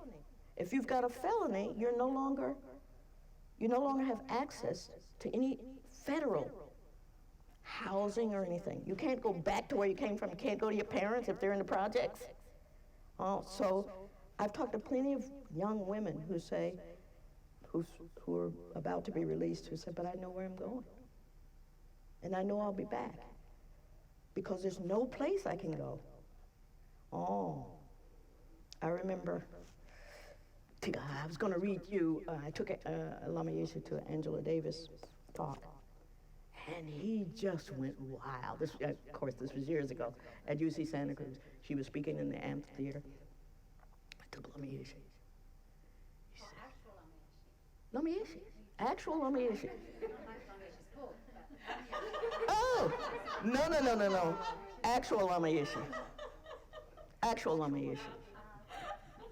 Time. Took actual Lama Yeshe. You all right, Wendy? Yeah. It was actually him. Then you have a question, I hope. He was just taken away. I don't know where it is now. It was, he kept saying, people should be strong. You should be strong, like this lady. Like this lady. Right. She's right. Angela Davis came in and saying, I hope you all know that every stick of this furniture in the University of California system has been made by prisoners. Inmates make this, it's free labor. This is what took over after slavery. Well, really what took over after slavery was called convict leasing. I was asking my uncle one day, my old uncle, I said, I know you want to talk about slavery, but it's in our family. He says, no, we weren't slaves, but some of us were leased. And I thought, that's just a euphemism for slavery. People were rounded up, put in jail, and then sold to the railroad company, to the steel company, leased, and died often. That's what Blackman's book is about, how people died in convict lease. Made to be minors because they're picked up on some little charge and then leased out by prisoners. You could do that in the South. To go. Sorry. Talking about that, there's a book called Slavery by Another Name. That's it, Blackman. Yeah. Slavery by Another Name. He starts with Cotton Greenwood. Mm-hmm. And there's another person who was leased. The New Jim Crow. Yes. That's one that goes about the slavery. Michelle Alexander. Yes, and the incarceration and the prison system, and it's really. So the question I have is, when I hear all these stories and I turn on the news, I get filled with rage, and Buddhism just go out the window. It's just, I'm a black man, and everywhere I turn, it's just sad. They are killing us left and right. How do I control that anger? It just boils my blood when I turn the news anywhere. You just see it, and there's no justice. You can't say, we can get justice, because there's none. So what do I do as a person that practices Buddhism, and I want to try to see the goodness in this world that we live in, but everywhere you turn, there's none. It's the right question you had, I think. But I think it is possible to fuel change with love and not hatred. Hatred, I think you burn out with. I have some experience with this. You can burn out quickly, and then you're ineffective. Then you're ineffective. I think it's best, I'm sure you're doing it, is to try to see the benefits of compassion and let compassion fuel. It's like, it may be hard to hear. It's not like, there's a difference between the word pacifism with a C and passivism with SS. It's not like you lie down and take it, but you can be peaceful and you'll get further and you'll make change. I had a question like this in Oakland. First I gave a talk in San Francisco, and then I went to Oakland. And people were out the door. And somebody shouted, a guy, he said, well, what does this mean to me? I come from Salvador, and they came and they shot my whole village. What has the Buddhism got for me? And I was so happy when I was trying to think, how do I answer this question well? And an Asian American woman stood up and she said, love will help you. Take you further. Thank you so much. It will. It'll take you further. A prisoner, a black man, stole a car, 17. in Redgowski Prison in Connecticut, and they had a reading club, and they asked me to come because they read this book. And he gave me the best, the most, I hope for this kind of endorsement. He says, I've been here for half my life. Now that was not good, right? I've been here for half my life, 34. I was brought here when I was 17. He said, I read everything that comes into this library by Angela Davis, Soledad Brothers. He said, and they all leave me just as angry. He said, but I just want to tell you, I finished your book and I felt uplifted. I thought, this is the best review I'll ever get. Best one ever. But change is possible, I want to say to you. But I think you get further if you can say, I love these people. I'm going to stop this. I think you can do that. And you'll have the energy for it. You won't become depleted in doing it. You'll find others to work with. You know, Thich Nhat Hanh, all those people could join under one condition. They were going to be nonviolent and they were going to take a day off. They were going to work 6 days. It was sort of like Sunday, but it didn't have to be Sunday. But they had to take a day off to meditate, for themselves to rejuvenate for the struggle. Be in it for the long haul. Work for the benefit of beings. This has to change. And you can do that with awareness and love, I think. It's a corny word, but you know what I mean? Otherwise, we don't want you to fall by the wayside. You know things that'll help us. And you're young. Yay!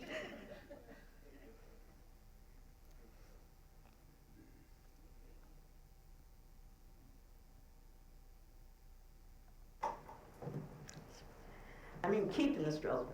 Do you think Dr. King, Martin Luther King, was a Bodhisattva, a Buddha? I often think of that, and I think of his life, and I think, wow, you know, he had. It seems like he had everything. Like if you had a checklist of like Buddha. BA at 16, PhD at yep. Oh, it just happened to be there. You know, just happened to be exactly where he was needed. They had some other ministers. They went down two or three before they got to him. Well, somebody said, we ought to try this new minister in town. I think he's all right, and he's pretty articulate. Seems pretty articulate. King, all that alliteration, all that, you know, just masterful speaking. Huh? He seemed like he's the right one for the job. He wasn't the first choice, though, but he did pretty good. And was he a bodhisattva? Well, a bodhisattva works for the benefit of beings, yeah. One could say he certainly did a lot. I just want to say there were a lot of women didn't get credit. Don't get the proper credit, I mean, really. Just huge numbers of women. More and more of their stories come out, but I think he was a great man, I think. I don't think he was perfect, but he was so perfect for the time. Whew. Yeah.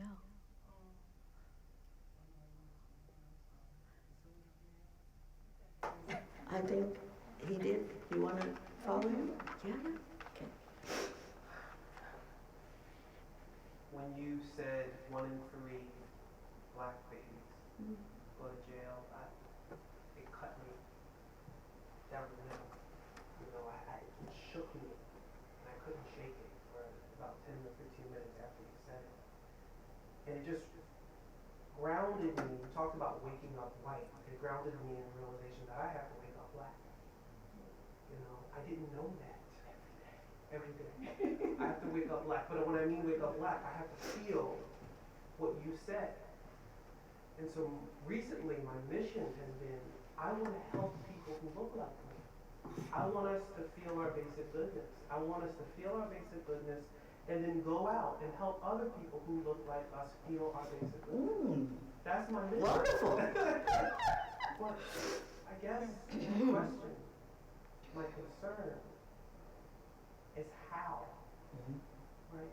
There's so much that gets in a black man's way of knowing his basic right to his basic goodness from the day he's born. People fear you. Yeah. That makes them hate you. Yeah. Even Bless your heart. Even people who love me fear me. Right? The closest concentric circles that I have in my life, there's an edge because I'm angry. Because I love myself. Angry black man. But Scary. I love myself. So my question is, where do I know? How do I start? I want to wake up for myself, and I want to help my brothers and my sisters wake up for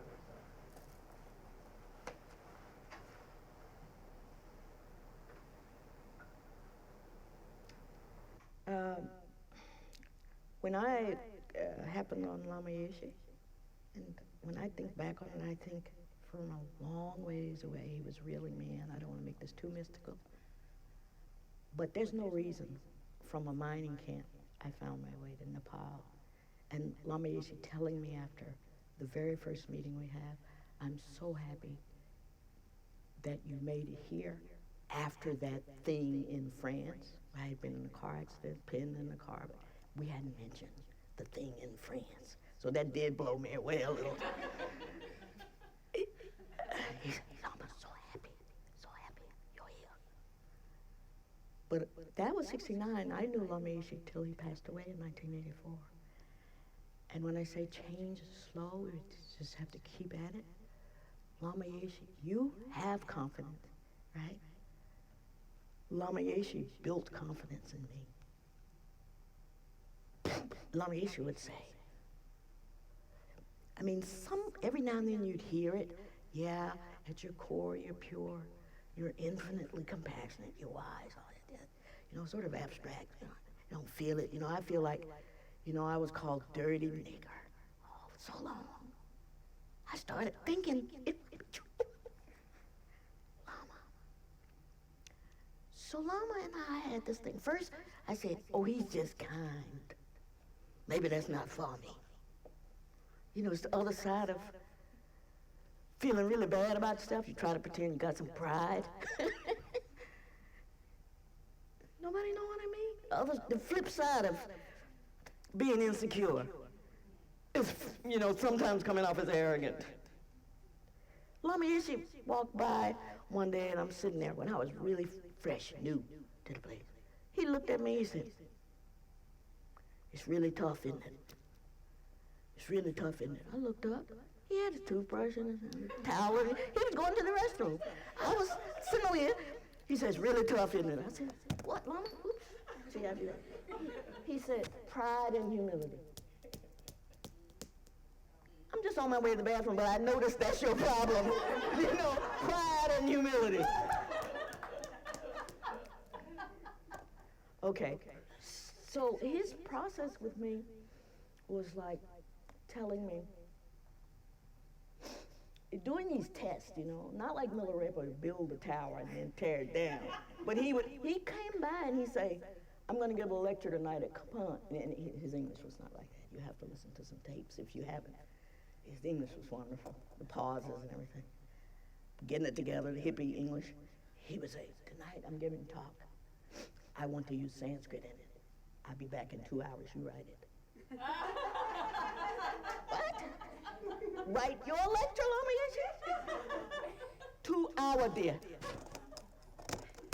So he would give me these tests.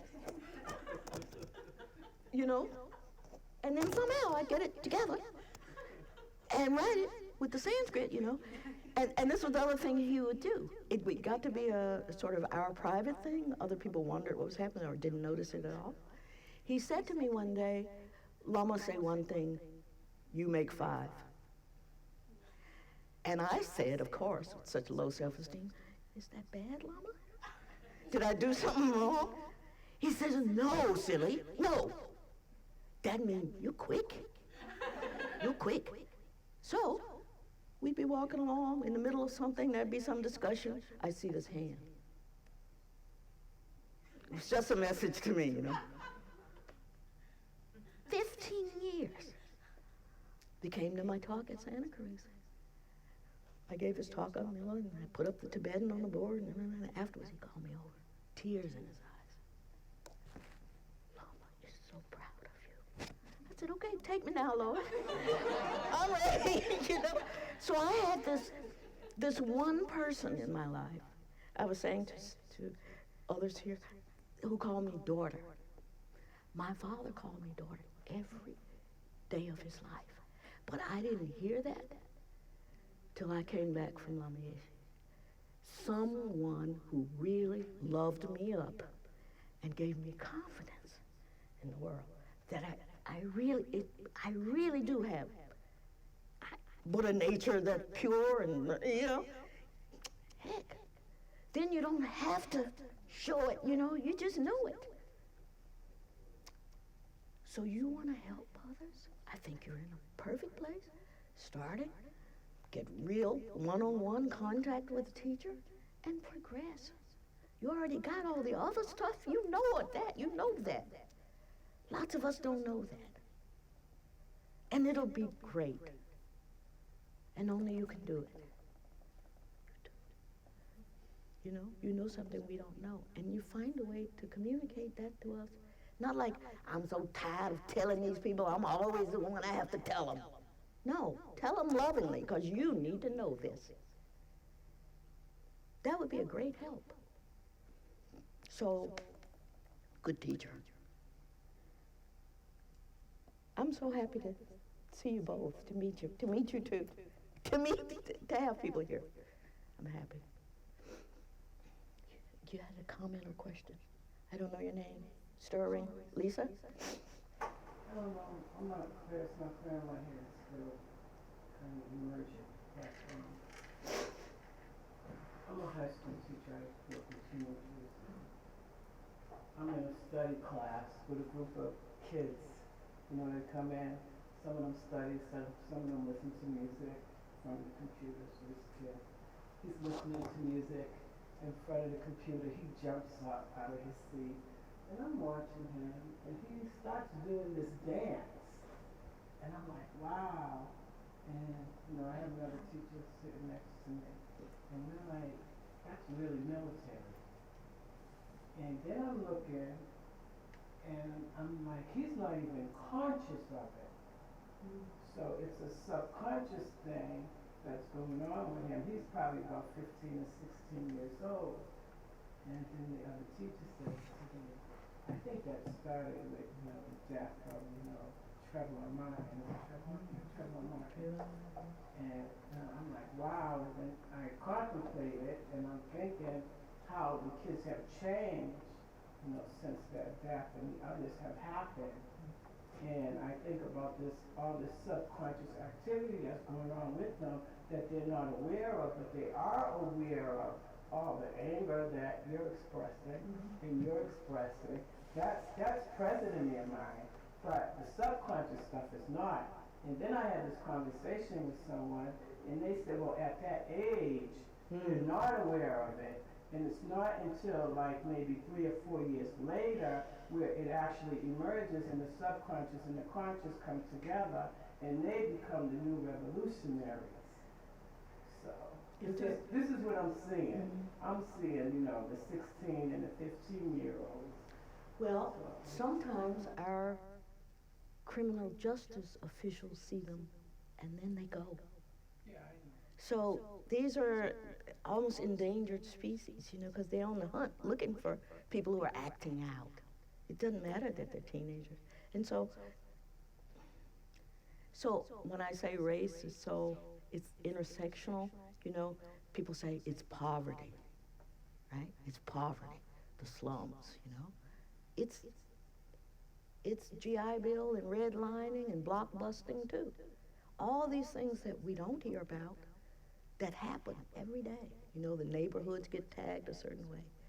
The slums go out so we can gentrify.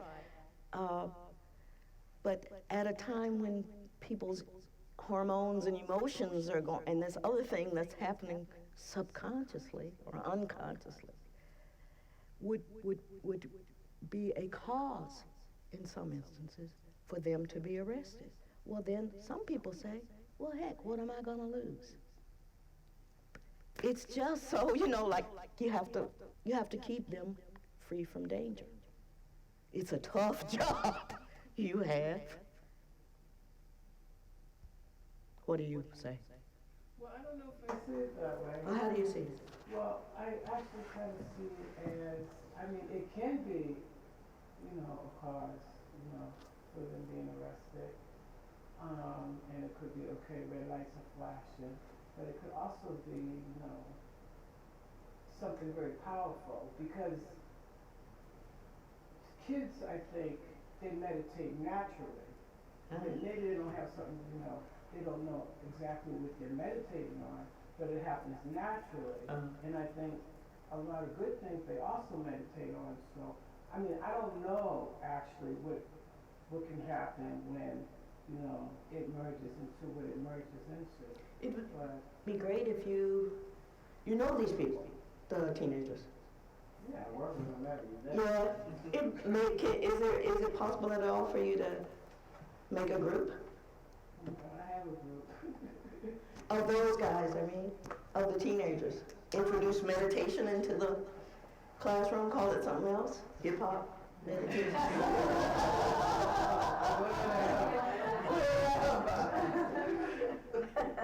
I don't know, it's just something I'm reflecting on, and it's more than what I'm saying, because I don't fully understand it myself. So, but I know it's there, and I wonder, being my age and my generation, what's happening with the Black Lives Matter movement, because it's media and there doesn't seem to be a leader. And for the young people, they're saying that's good. We don't need a leader. It is. Okay, it is. And for us in our time, it was good to have a person, namely Martin Luther King, that's a leader in that. Okay, you want to argue the other way. Leaders get corrupted. Without a leader, we all can speak our mind, because we can take different positions, different opinions. Because you don't have one person speaking for us. Different people have different things. Different areas of the country have different things that are bothering them. What bothers people in Oakland and what bothers people in Boston is different. But at the end of the day, in my opinion, we all fighting for the same thing. Our lives matter. But it doesn't create fragmentation that you're... No, we all fighting for one thing. Together, you feel like you're together. Yeah. Together. Okay. Then I have to learn that. That's my opinion, though. I bemoan it. I can be... Yeah, we are. Other people can have a different opinion, but that's my own opinion. And so, would you call it a movement? It is. Definitely. Yes. I like your confidence. Yes, okay. Cool. Different generations, I wonder. I hope it lasts. It has so far. They haven't killed us off. Yeah. I think you should also look at hashtag say her name. Yeah. Say her name. I want to say thank you for the website for Awaken, I wrote it down, White awake. White Awake. Yeah. Wide awake. Yeah, White Awake. So I'm very grateful for that resource, because this, I feel more and more it's my responsibility to understand what this really, like I'm someone of white privilege, and what this, the ramifications that has, and I want to be more, really understanding and not ignorant of that. That's what we should, we've got great tools here. Yeah. That's what I mean. So thank you for that. There are. If we just, this is a safe space.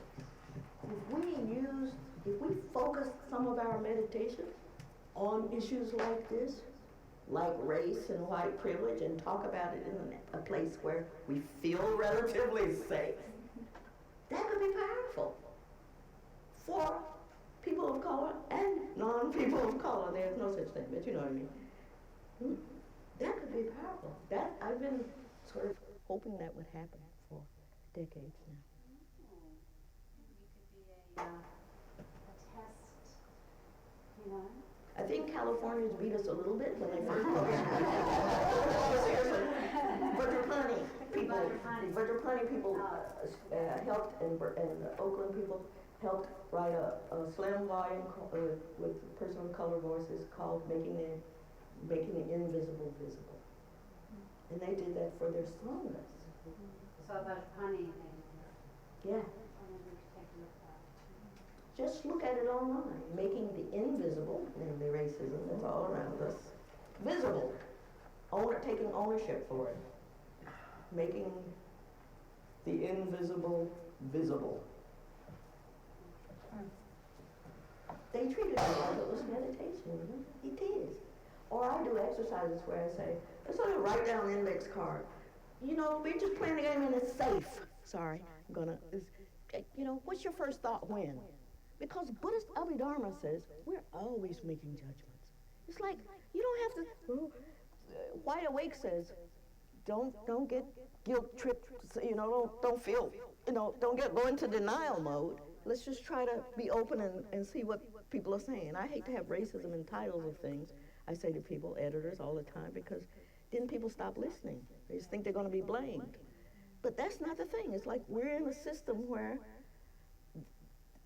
racism, it's working. It's working on all of us. So I do little exercises like cards that say, what's your first thought when? This is very Abhidharmic. This is the earliest Buddhist psychology thing that says you have all these minds, chetanas, you have all these thoughts.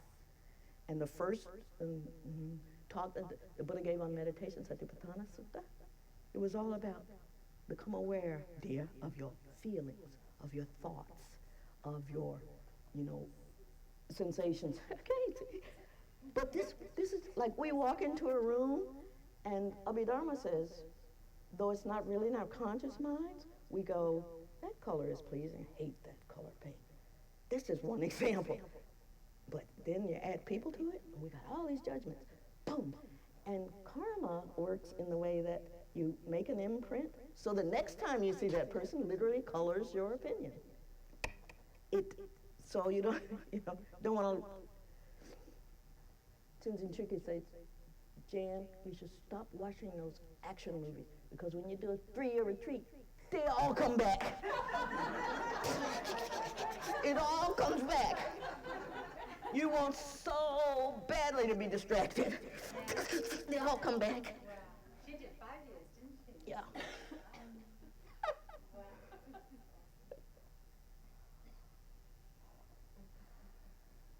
Yes. I just wanted to thank you for coming and to continuing this conversation and raising it for some people. And I just wanted to give information for people about 2 things that are happening soon.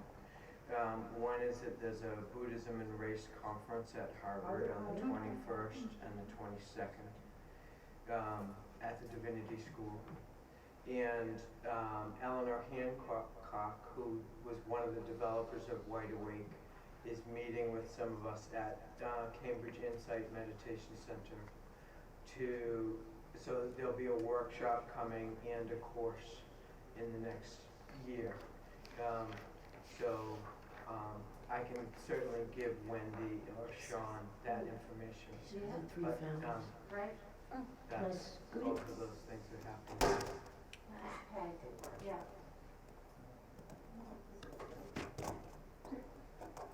Great information. Yeah. Thank you so much for coming. Thank you. Thanks for being here. Cool. I hope you keep that wish to, yeah. More a commentary, and like everybody else, thank you so much for honoring us being here today. What I've gathered in connecting some dots tonight, you spoke of the Native Americans telling somebody, like, if you come here to help me, just walk away. And then I connect the generational gap that I hear in some of the commentary and it makes sense. If we approach others with the expectations to correct them, and we are the leader doing it, maybe not so effective. But if we truly dig deep into our connectedness, which connectedness means all of us, not the one, but all, then we have a chance to actually break through. That's what I've heard. Wonderful. I didn't get to talk about interdependent nature, but that's such a key part of Buddhist teaching. So you're right on it. We're all connected. King knew that too. But, yeah. Thank you. Thank you. There's suffering in the world. We all know it. Let's do something about that. It's not just mine. It's not just yours. There's suffering. Yeah. And maybe that's, do you want more? Just one small thing is like, listening to you gives, energizes and makes sort of want to progress along the path, and it just opens up.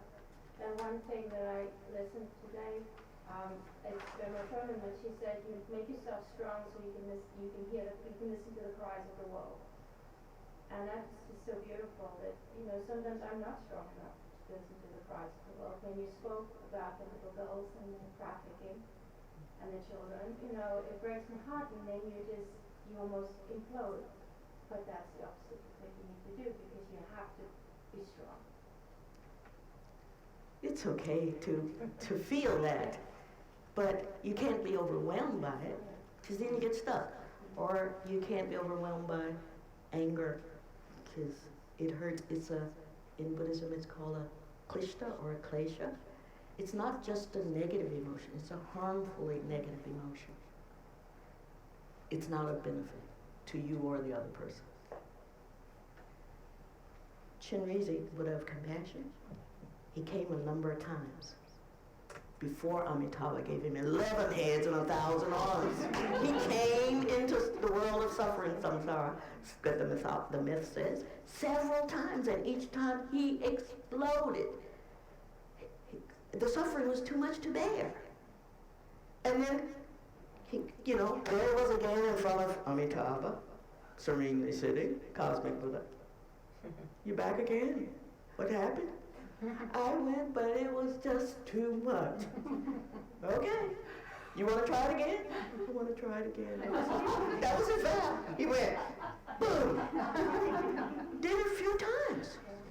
Amitabha says, you got every tool you need. 1,000 arms, different tools in each one. You ever watch? Look at this statue. You got 11 heads. Wisdom, Dharma, and I'm gold. 11 heads. And he was fitted. And the Buddha of compassion is in samsara working. Leave it to the silo. There's a way.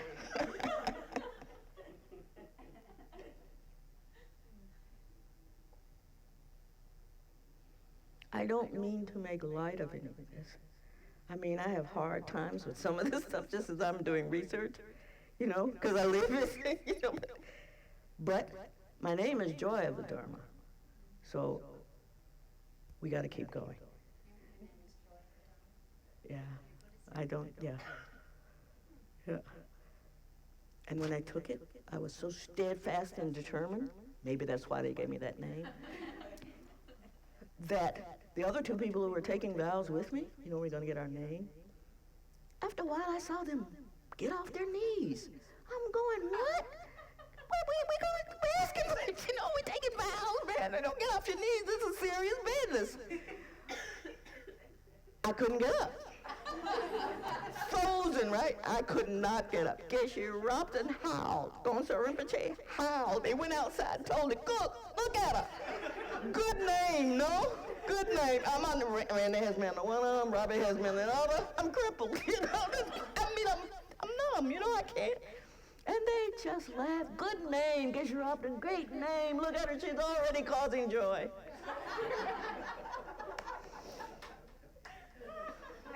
On that note, I think we would love for you to come back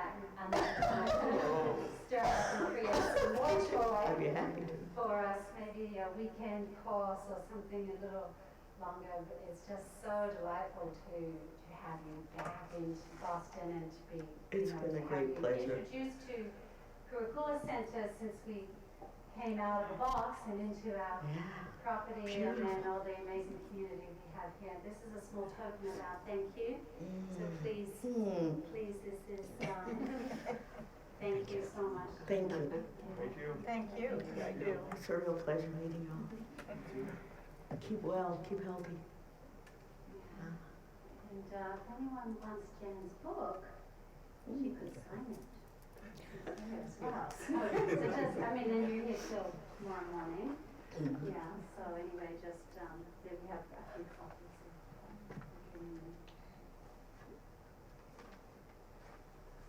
Do we get one of these?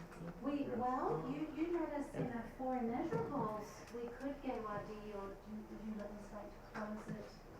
I mean, some of us know the Gewadi, but no, a lot of us know the English version of what we do. I could just listen and pray. We have the Gewadi in English, but with tune. Oh, that'd be interesting. Let's do that. All together, we dedicate the merits of this gathering. Lovely.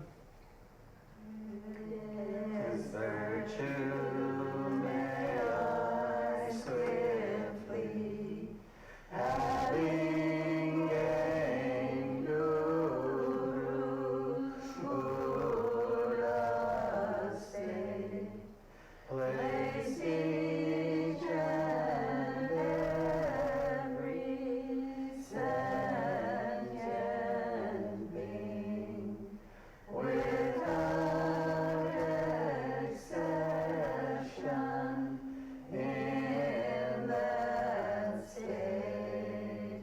Precious supreme Bodhi mind, may it where unborn arise, and where born never decline, but increase forevermore.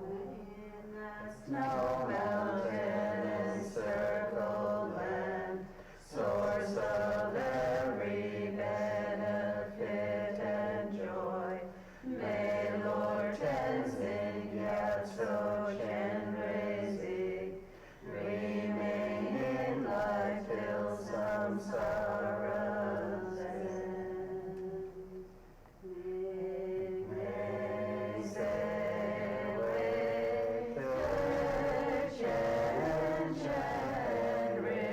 Chenrezig dream making bell Wampo Jam Helyang Dang Chen Kepen Sugyen Song Kapa Lo Sang Rape Jabla Soa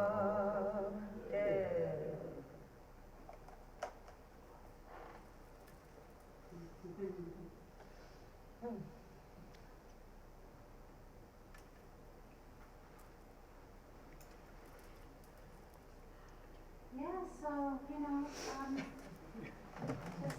whatever announcements need to be made, then I don't think we have any announcements more. Just take a tea if you like, take home safely, come back again. Thank you for coming.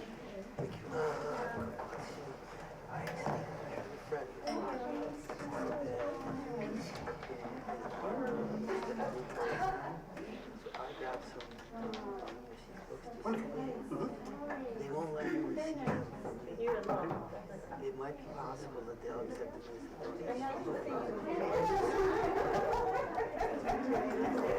as letters or required and check to see of course, most of them are all letters, they won't let an individual. They can get stuff from like or something like that. But potentially if it's coming from another organization, another institution. The thing. At the college chakra in DC about 5 or 6 years ago, for His Holiness's birthday,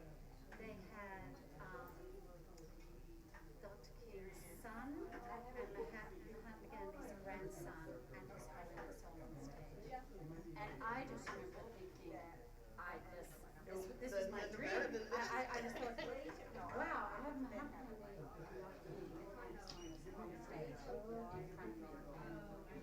I wasn't I didn't know, literally saw the Dalai Lama's birthday day, I didn't know what was going on, it wasn't in the program.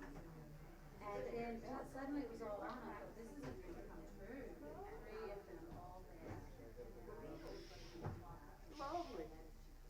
All right, so. Thank you very much. Oh, thanks for coming, great to see you. Yeah.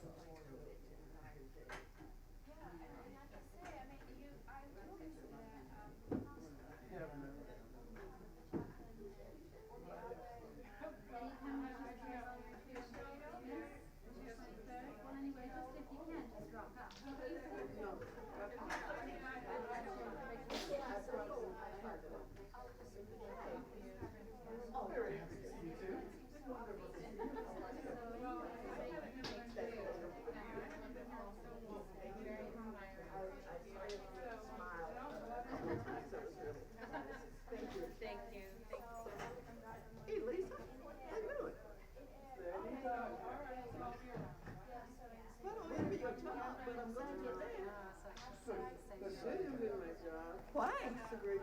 Oh, good. I'm doubly glad you're there. I mean, I always thought, if they're not accommodated, I don't think I can handle it. That's a lot of energy coming at you. Yeah, I think it takes a surgeon. When I was younger, I was raised there, but I'm not going to do that. I'm not going to do that. No? I've been doing it for 30 years. Actually 32. So we were, yeah.